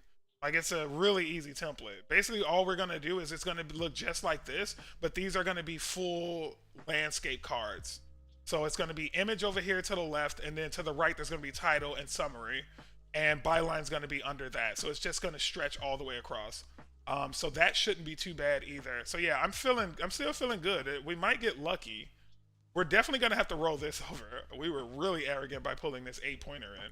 But these two, I think we might be able to pull off by Friday. but it's probably gonna hinge on the fact that we finished both of these today. So I will do this wireframe tonight. It's not gonna be too bad to knock it out.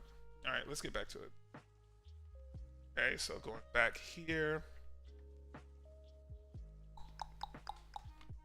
All right, don't forget to leave your email LinkedIn combo. I got you. I got you. Actually, I'll PM you that right now, brother or sister.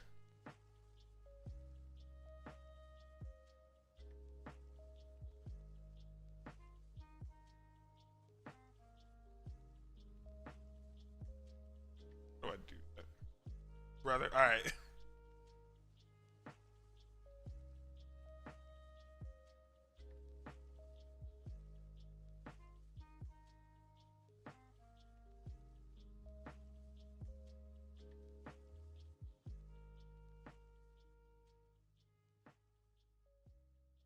Why am I so bad at Twitch? I'm trying to whisper you, but it won't.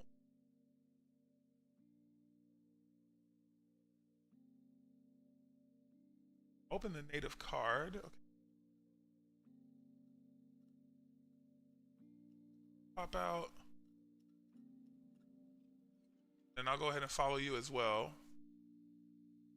And I hit whisper.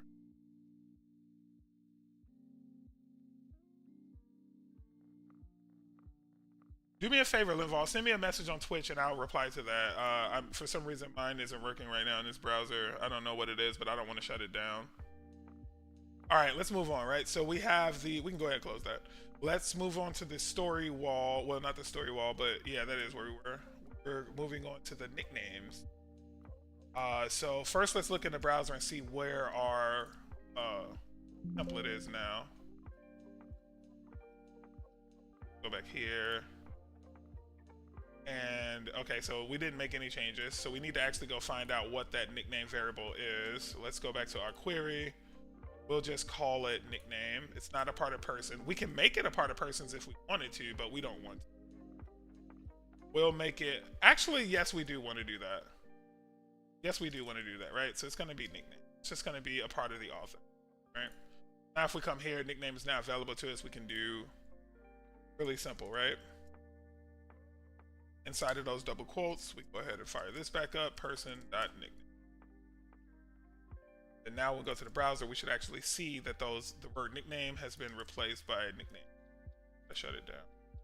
Oh yeah, I shut the app down. Let me fire the app back up. There we go. Now when we go to the browser, we should see the...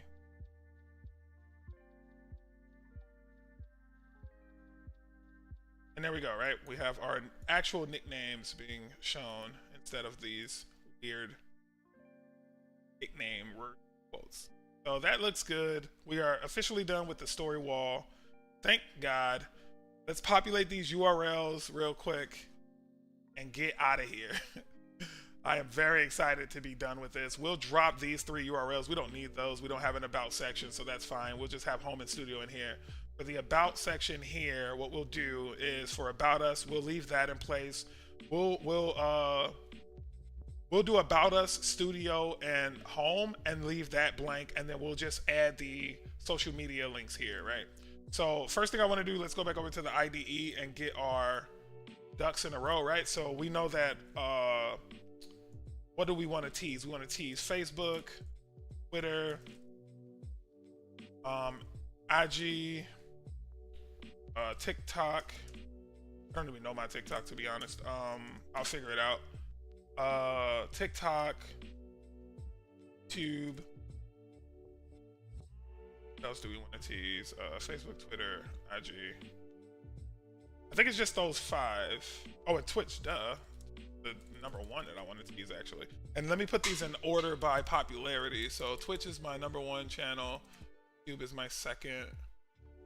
TikTok, no, IG is actually my 3rd by quite a bit right now. TikTok would be...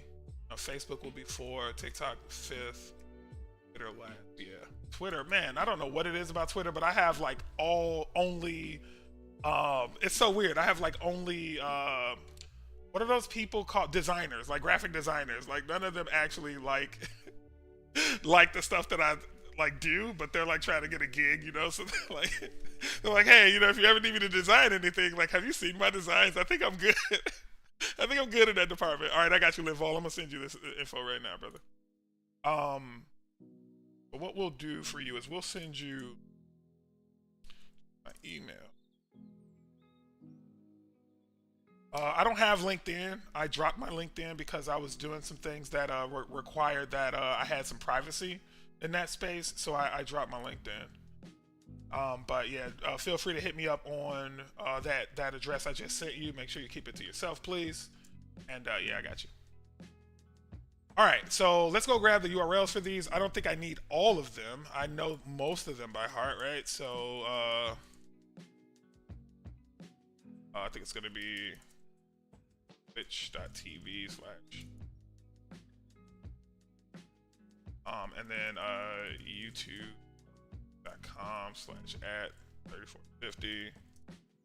And then for Facebook, I'm actually going to drop that because it's my personal Facebook page. But for IG, it's just @Combo Junkie, I think. Let's actually go find that out.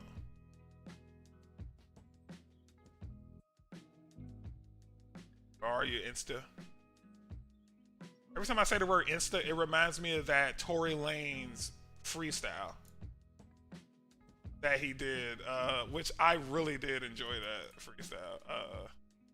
That freestyle was so. Yeah, that's it. Okay. I got some funny memes up on the IG, so if you guys want to read those, fun stuff up there. TikTok, let's go find out what that is.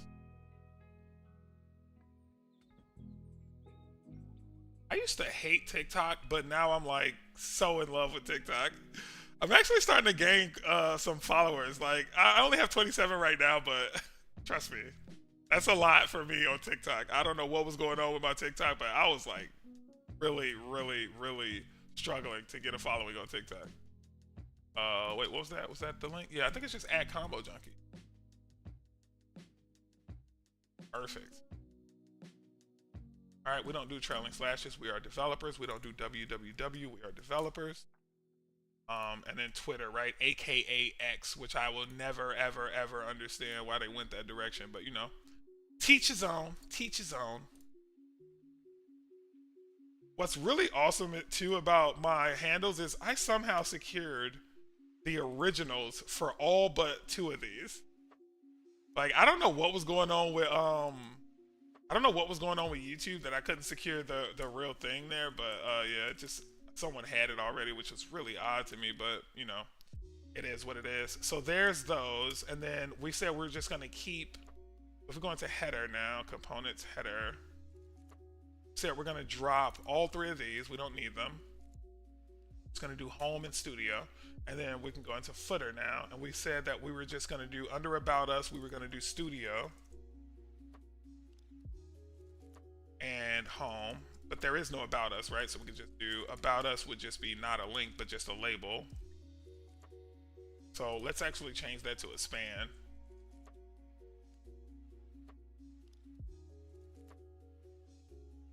And then let's make that font weight bold or something. So let's do class name. Oh, snaps. I think it's text bold.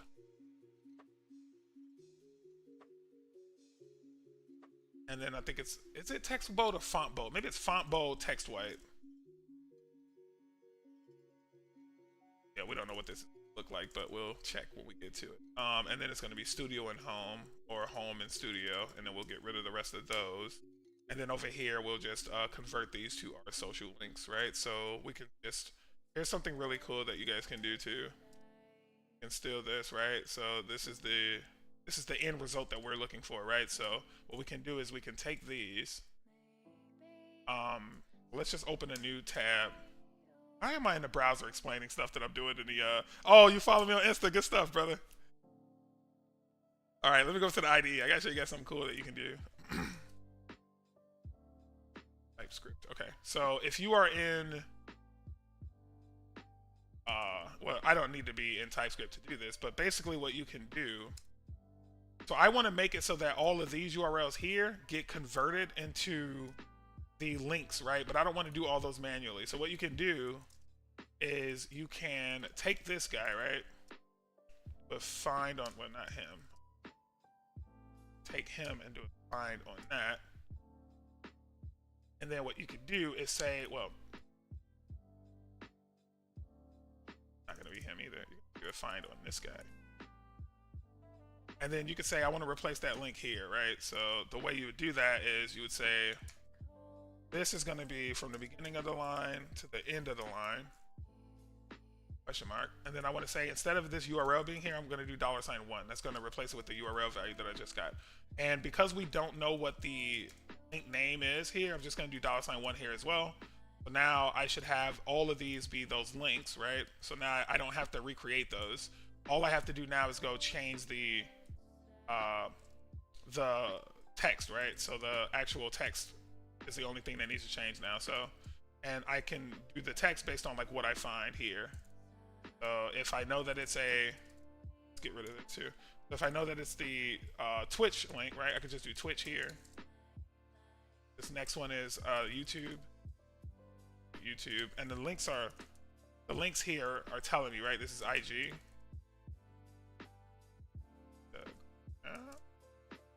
This is TikTok. I think it's that. I think that's the proper way to do it. And then this is X, which is so weird. Can someone explain to me why it's X? I don't think I'm ever gonna understand that decision. But you know, to each his own. All right, so we're good there. Let's go back to the browser. Look at that. That's a super awesome little Twitter page. I need to fix that. Let's see. Man, I'm getting some really good follows tonight. You guys are awesome.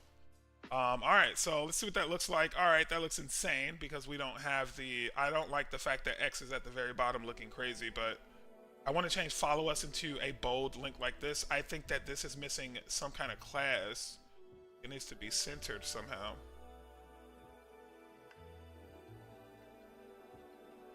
Yeah, it needs to be centered, right? So let's do that. Let's go see if we can steal the same.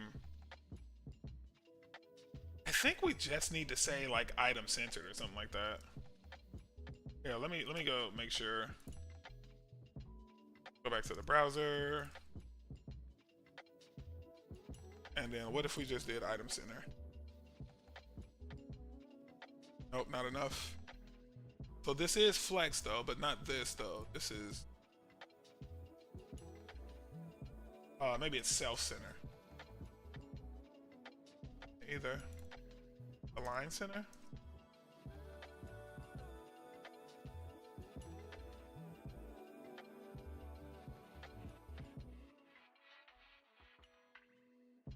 Oh, inline flex item center. Let me try this first. Oh, so all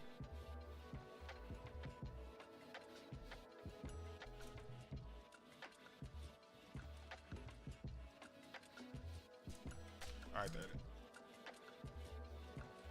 All right, there we go. All right, so we got it. We did it. Where's that span? There it is. Okay, so let's put that in, and then we'll do the same thing for OS, right? And why do I do? Always go, and it's just gonna say follow us.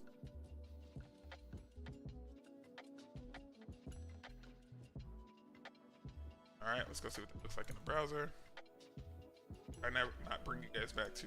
Oh wait, that's too far down now. Do we need this to be top? Right now, what's do? Oh, I just need to get rid of item center here, I think.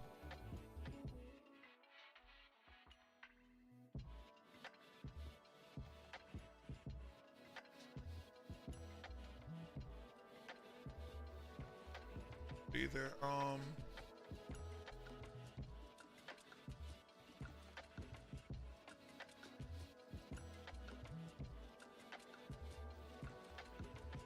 that is weird.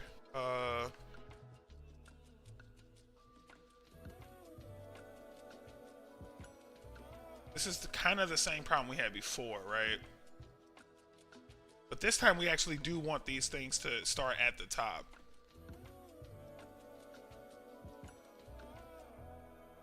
Maybe it's not justify center, it's justify start. What's this? Oh no, the center is what's pushing it in the middle here. This is the one that we would want to do item start.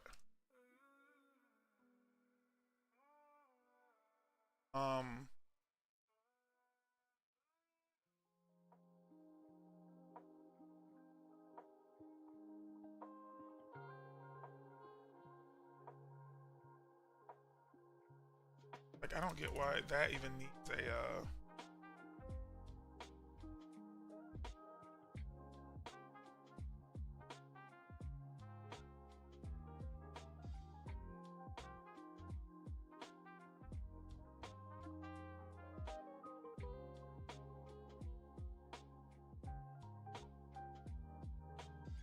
and is it justify start? Alright, I need to go find out what this is, how to get this anchor to the top of this DOM, because that container...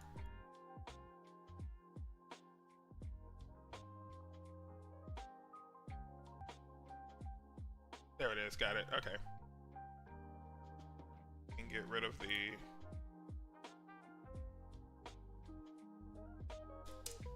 Ah!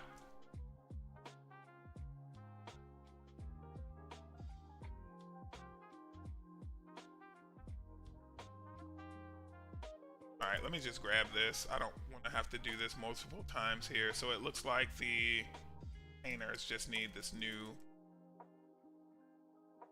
Those two need that, and I think this just needs none of this, right? Yeah, better. Ah. And then there was one more thing on the outer shell, right? I think I got rid of... What did I get rid of? I think I got rid of maybe item center. Yeah. All right. Cool beans.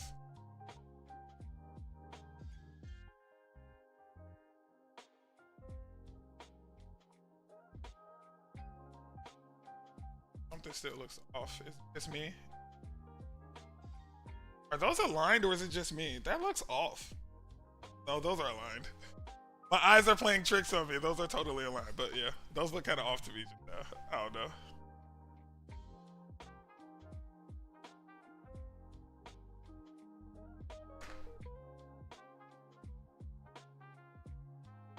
Alright, I think I'm going to leave. I know I said I was going to change where X is positioned, but it's actually not bad right there. The next thing I want to do is add some icons here that are also white icons on top of this text. But I think for now, this is fine. I'm going to have these open in new windows as well.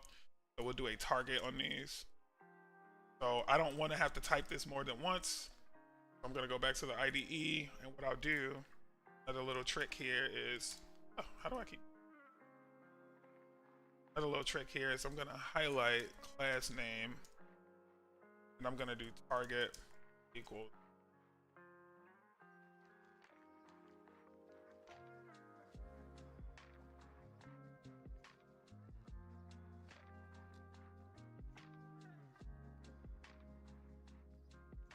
Save that. Make sure that that's working as we would expect. Go back to the browser. And now when I click those, it should take me outside. Yep, takes me outside to the channel. All right. No one can hit this but us, but still important.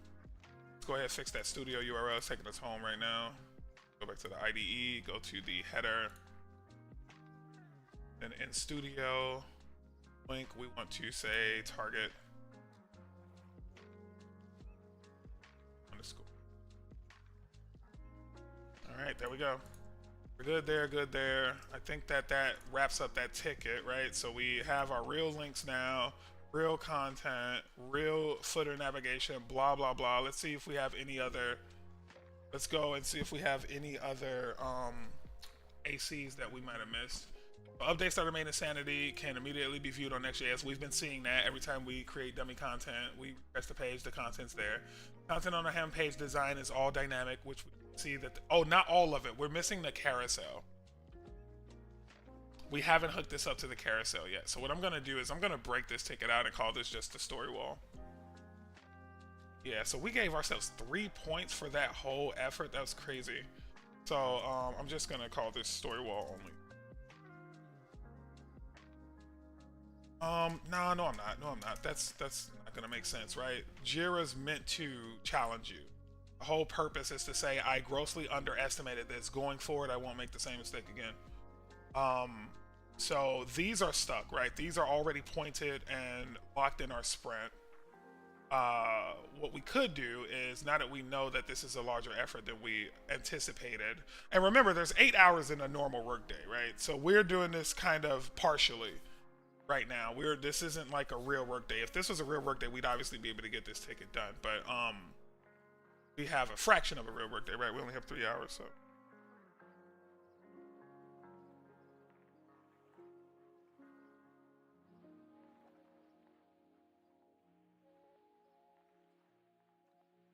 All right, so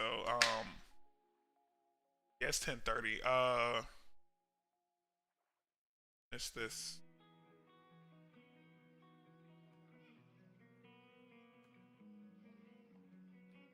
But we know there's some special stuff. Yeah, we won't do it. Let's not do it. Let's not do it. What we'll do is we'll just say that this ticket is going to take a little longer. We won't close it out tonight. What I do want to do is go over to Canva and finish our story wall, though. Let's, not story wall, but our second ticket. We can knock that out really quickly, that wireframe. So let's just do that tonight. That's what we'll do. And then we'll circle back to this tomorrow. So let's come here. This is going to be a really easy wireframe. So we're going to copy that, paste that. It's going to be our... actually, let's paste all of that. We're just going to do the mock-up, the wireframes for the topics page, the tags page. And we'll call those sections. That's really what they are, right? So we know we're not going to have this. That can go away. And we're going to have a variation of this, but it's going to be a little different. What we're going to do with these, we're going to get rid of this second one. It's going to be really simple what we're going to do for the new design here. So we'll ungroup these. Are they grouped? Yeah, no, they're not. All right, so we'll ungroup those. Oh no, I need to zoom in. I don't know why I'm so far back. Get rid of the two. So I think the picture size is fine. I'm gonna leave that because this is just a mock-up anyway. So actually, no, I'm not gonna leave that. I'm gonna move it there. This title goes here, or like there, right? Get rid of this background as well. Frame's not needed for now. Actually, no, we'll keep the background. It's actually kind of important to have that stage of the design. So actually, let's put a border on it too so we can really see it. Okay, so this is the space that we have to work in. We'll get rid of it eventually, don't worry, but for now, we need to be able to see it. All right, and then this goes here. That's kind of the design we're going for. But this obviously looks like crap right now, but we'll go into it in a second. But I think something like we start out with a single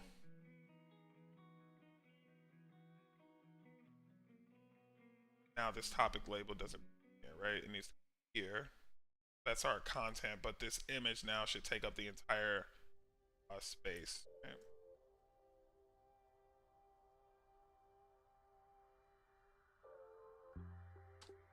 Okay. Okay, so now we have this lead in here. Let's lock this. Okay, now we can get around here. So going back, how does that look so far? So far so good. This text might be too small like this, right? So let's give it a lot bigger. Yeah, that makes it take up more room, which is what we want, right? So we'll say 18's good there. Yeah, come on, give me Hank here. Give me Hank.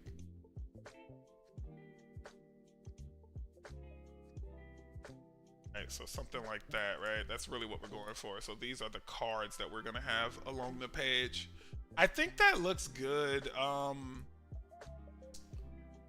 Let's see. I feel like this is too far from that. Let's go up a little bit. And then one thing I don't like about our template already, guys, is that it's not actually popping, right? There's not enough color. And usually you fix that by doing things like turning these kinds of things blue or these blue. I think I'm going to swap this around too. I think our author names are black, but our labels are going to be different colors based on the topic. So if it's like sports, it might be red. If it's fighting games, it might be blue. Like, yeah, we might do something like that. We'll figure that out when we get to it. But for now, I think this is fine. I'm going to actually stretch this out just a little more. I'll just add a few words in between here so we can pretend that it's even longer than it really is. Yeah, we'll go there. That's good. Okay. Now we can get rid of that border. We'll mark this. Get rid of that border. Oh, get rid of that border. Okay. Now we will clone this guy. So this now. Say that there's going to be a bunch of these down the page. And this is where we're going to introduce infinite scrolling so that our users never get to the end, right? They should always be scrolling. Yeah, 4 should be good. And we're done with our wireframe. All right. The easiest tickets. So one thing we are missing is a lead-in, right? There's a certain section that you're on, so you should see the image for that section and maybe some kind of explanation as to what that section is about. So we need to think real quick, what do we want that to look like? So let's just go ahead and group these. These are our new cards. They group.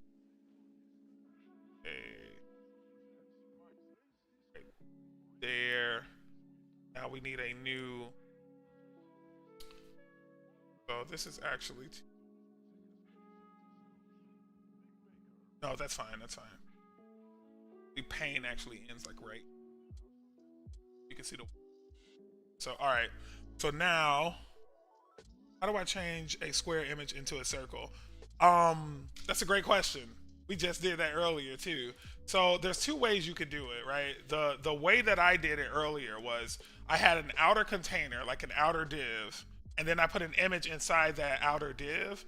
And for the outer div itself, I made it a very specific size, like 50 by 50, and I made the borders rounded. So now you have this div that's like this, and now you have this image that's a complete square, so it's going to bleed outside of that div. All you have to do to make it a complete circle is make the make the div itself have an overflow rule of hidden. And then boom, you're done. It'll be beautiful looking circles just like this. All right, let's go back to this whiteboard. So what do we usually see here, right? If we were thinking about this as a lead-in poster, for example, what would that look like? Thinking it looks a lot like these. Or we can recycle the carousel. That's always an option, right? We can always recycle the carousel and say like every page gets a featured carousel. Or we can just go really low quality on the inside pages and say that there's the image and some text. And maybe the image in this case is like background image. Yeah, dude, that'd be cool. So let's do that. Let's say the image is this, right? What you do is you have it like, see, I need to off about that. All right, that's. But then what you do is like something like this, right? Where it's like, no, you wouldn't do that. Too big. Something like this. Right? And then now you have, whoops, that's too big. There you go. Now you have this like kind of banner. And then I'm about to blow your minds, right? Here's what's gonna blow your minds, right? You don't stop there though. What you do is you put a shape over it. Okay. Not done. Not done. You put a shape over it. Bring that shape out to like here. Here's where the mind gets really blown though. Here's where boom happens, right? What you do is you turn the opacity down just a little bit, okay? Turn it down to like maybe 60, 65. And then you put the text over it. You're welcome. You're welcome, okay? Let's go get some Lord Ipsum.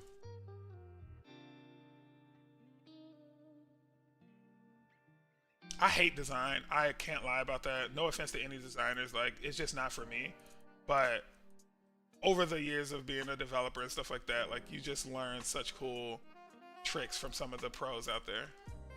I remember I was working for a company and we hired this like really expensive, like exclusive design firm, and like the head design guy, he was like almost like a dude from a movie. Like he was like, you barely, no one ever seen him in person, and the last thing he did was like his masterpiece, and it was larger than life. It was like one of those guys, you know.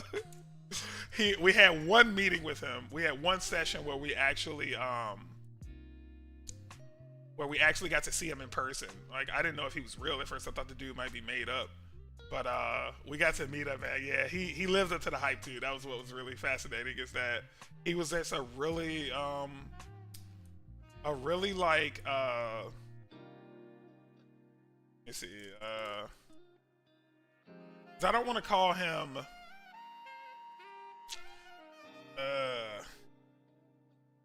interesting is underselling it, right? I want a better word than interesting for him. But that's a really good word, but I'm pretty sure there's a better word I can think of for that. But yeah, he was a really interesting guy, to say the least. Okay, let's zoom in a little bit so we can get some better anchor points here, because I think that 1010, yeah, here we go.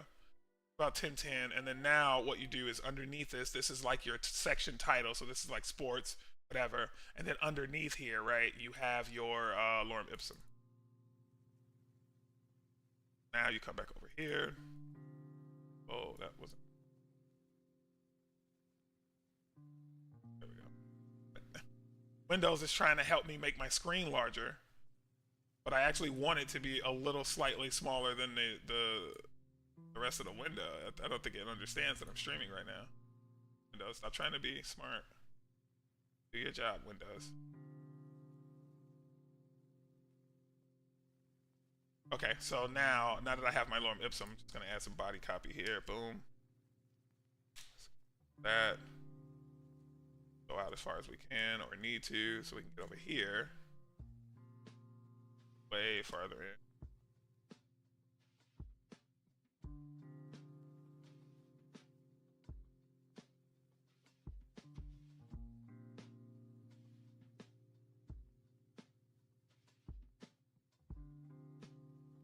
Right, and then now we see what this looks like when it's lined up. Let's go ahead and left align it. And that's obviously too much text, but I don't know if it's too small, to be honest. I think it might be the right size.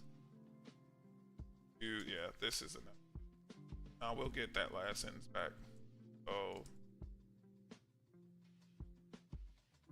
okay, now I'll say we're done with our, let me see what this looks like with a stroke on it real quick.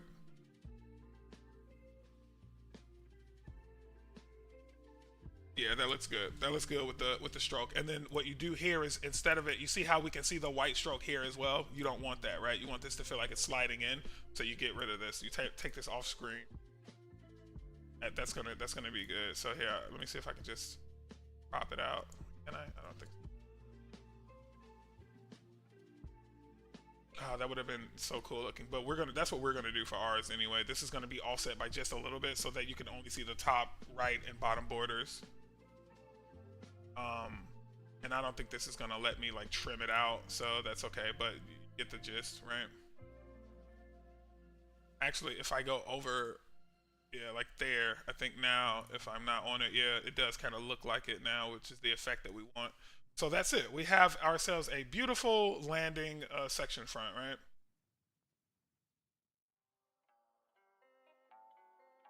Like a logo down there.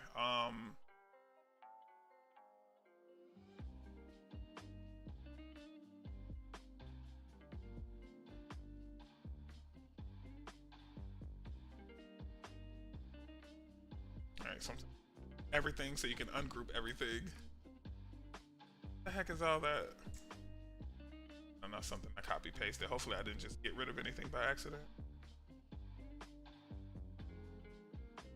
I just realized we're missing our whole footer.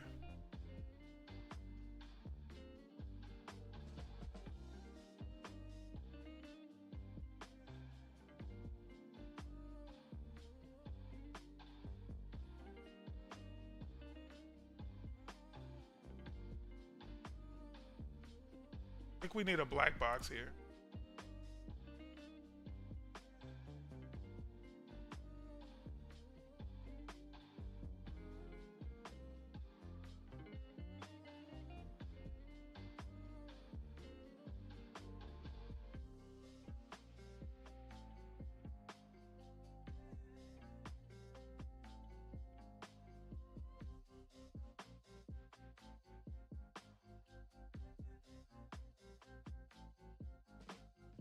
There we go. Okay. Wait, where's this black box coming from? Oh, it's locked. I was like, wait, something's not right. There we go. Okay, now we don't need it.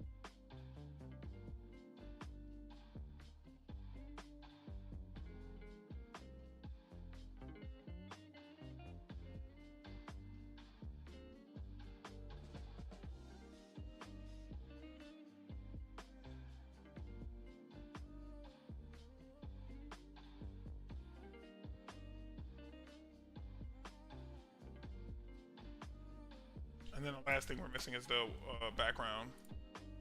Go ahead and copy that too. That over the whole thing. Back.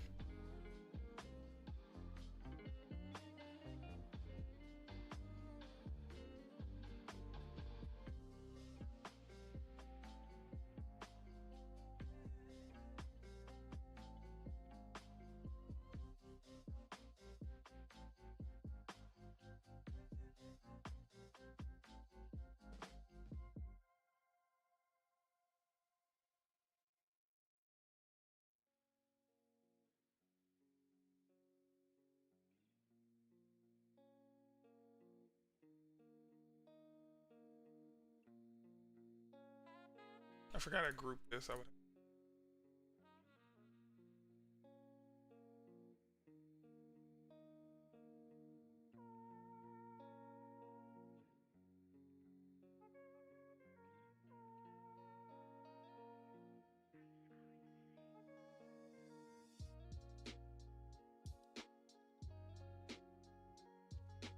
That is why.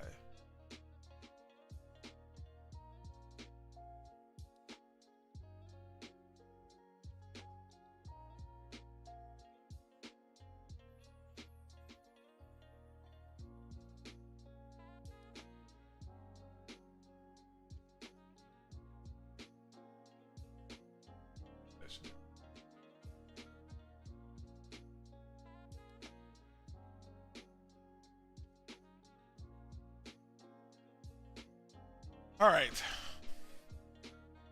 Okay, so we're good there. All right, I think we're good. Thanks, I'm working on my portfolio and same time learning. Hey, that's what's up, man. That's what's up. Sometimes you gotta do both, right? Mix and match, dibble and dabble. Gotta do a little dibble, little dabble, you know? All right, so I think we're good. I think we have completed the scope of that ticket. As I'm looking at this, though, I feel like there's a lot of breathing room up top, but not a lot at the bottom. So I want to make that a little even, but I don't want to add more breathing room in either direction. I actually want to make the text box a little bigger. I'm going to do this. Maybe that's good, and then I'll just move this up a bit. Stretch this text out a little more. I can, grab random spots here. Whoops. Grab a random four lowercase words and plop them in the middle of random places. Okay. Go. Now that's a little more even. The border is a little thick. I don't like that. I'm gonna bring that down some so I'm not like persuaded when I'm doing the real thing to that thickness. That thickness is too much for us. All right, 2's good. It just needs to be, yeah, just a small stroke, right? Just something that shows that it's, I think we're good there. Okay, that looks good. I think we're still kind of a lot of breathing room up top, not enough at the bottom. So this time I am going to just do some centering. What I'm actually going to do, I'm going to hit position, and then just do tidy up, see what they do. Nope, hate it.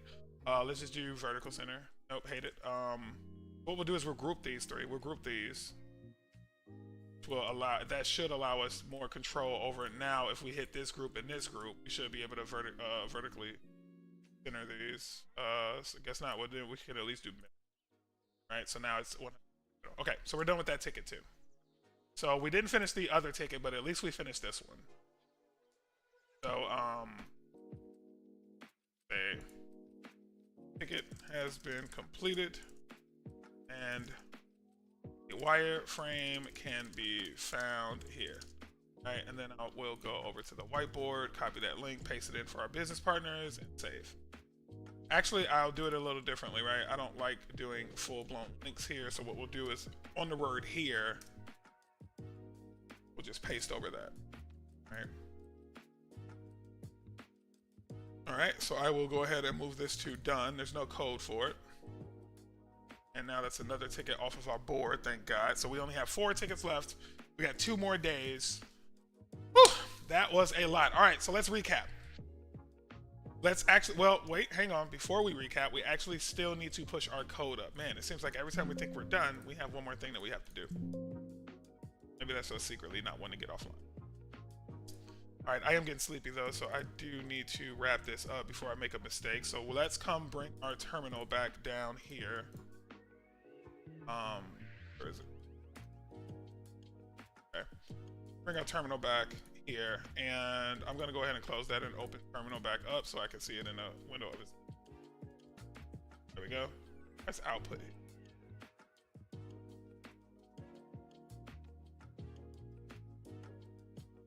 I don't know.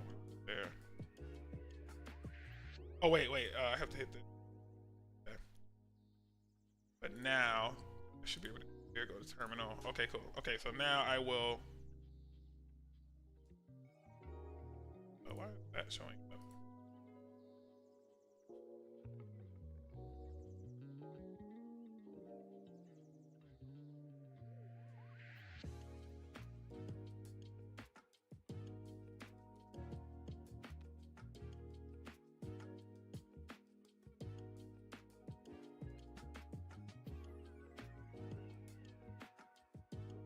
Oh my god, this. Alright, let me go back to the IDE, see what I'm getting a note. I need to close that output panel, but for some reason it's not letting me. This. And that's fine, this is enough space for us. So what we want to do now is we want to come over to the things that we've changed. Just kind of make sure that there's nothing in here that's too crazy.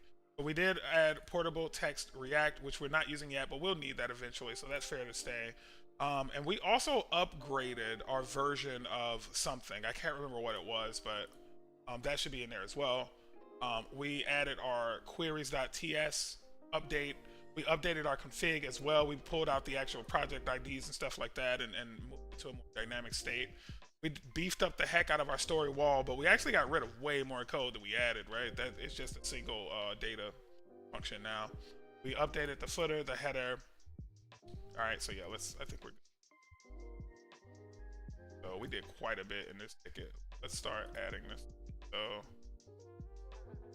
all right, this will be a message that we leave.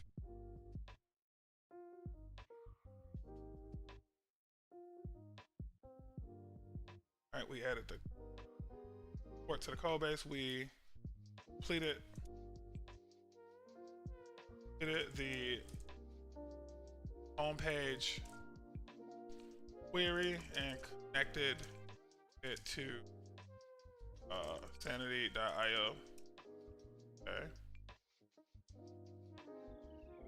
That was the query wall.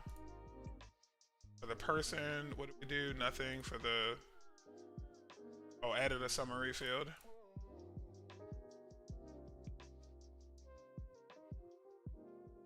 Query content type. So let's that. What else do we have here? So we enhanced the create data method to enhanced.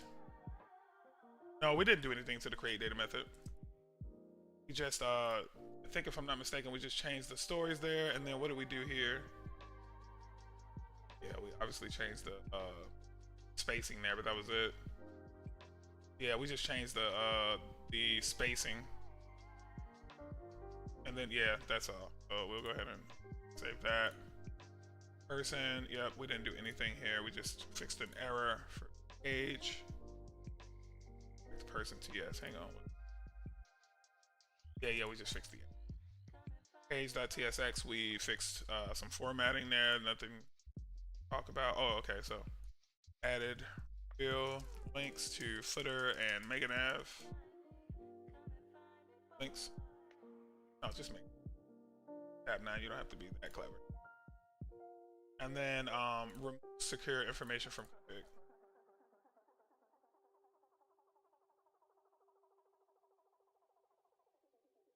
That's it. All right. So now we can say uh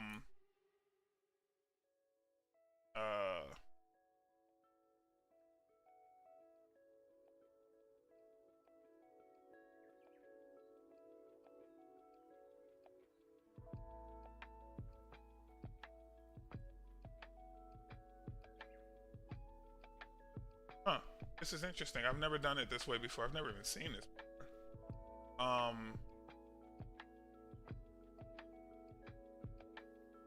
Oh, okay. So I'll say this is actually really cool. I didn't know I could do this.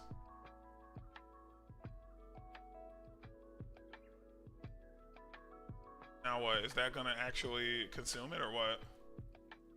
Good night. Take care, everyone. Nice to meet. I hope we will collaborate or work together in the future. Yes, yes, yes, absolutely, my guy. Thanks for joining the Junkyard, man. I will see you next time. Hopefully, Friday is the next stream, but be on the lookout for some more content as well. Have a good night, my friend. All right, so the changes are still staged. I don't trust this process right now. What's happening? I don't like it, so I'm actually gonna just push this myself. This is me trying to use. Oh, it did work. Took a little while, but it worked.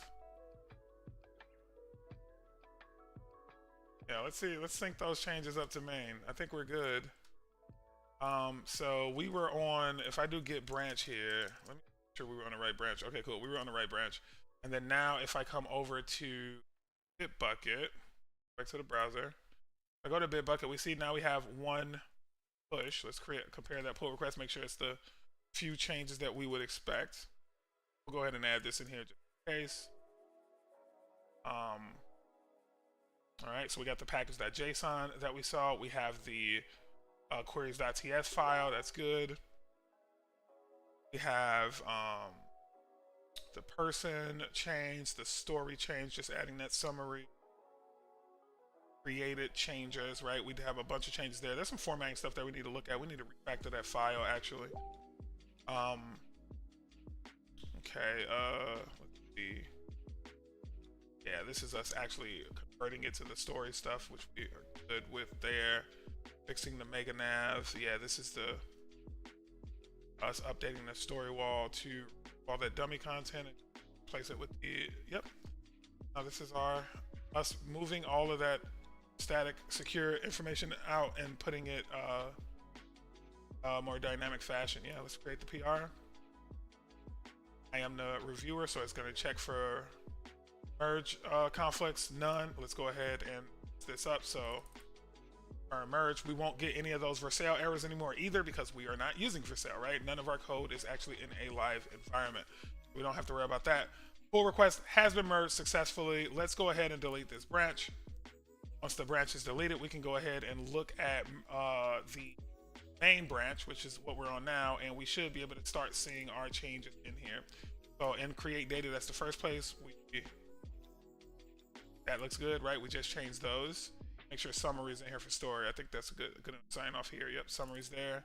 And then let's do one more test. Let's look at the the component, right? Let's look at the story wall.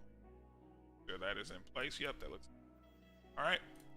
So the work is completed for some of this, but we're not done yet, right? We have one more ticket that we're gonna, not one more ticket, but one more chunk of work here that we're gonna complete. But that's for another day. We are gonna sign off. Hope you guys had a great time. I know I had a good time like usual. I can do this stuff all night long, literally. As you can see, it's 11 o'clock and I'm still going. I'm gonna try and enjoy some free time though tonight. I hope you guys had a great night. As always, if you haven't already, make sure you hit that like and subscribe button. Hearts in the chat all day. Y'all have a great night. Peace out, everybody.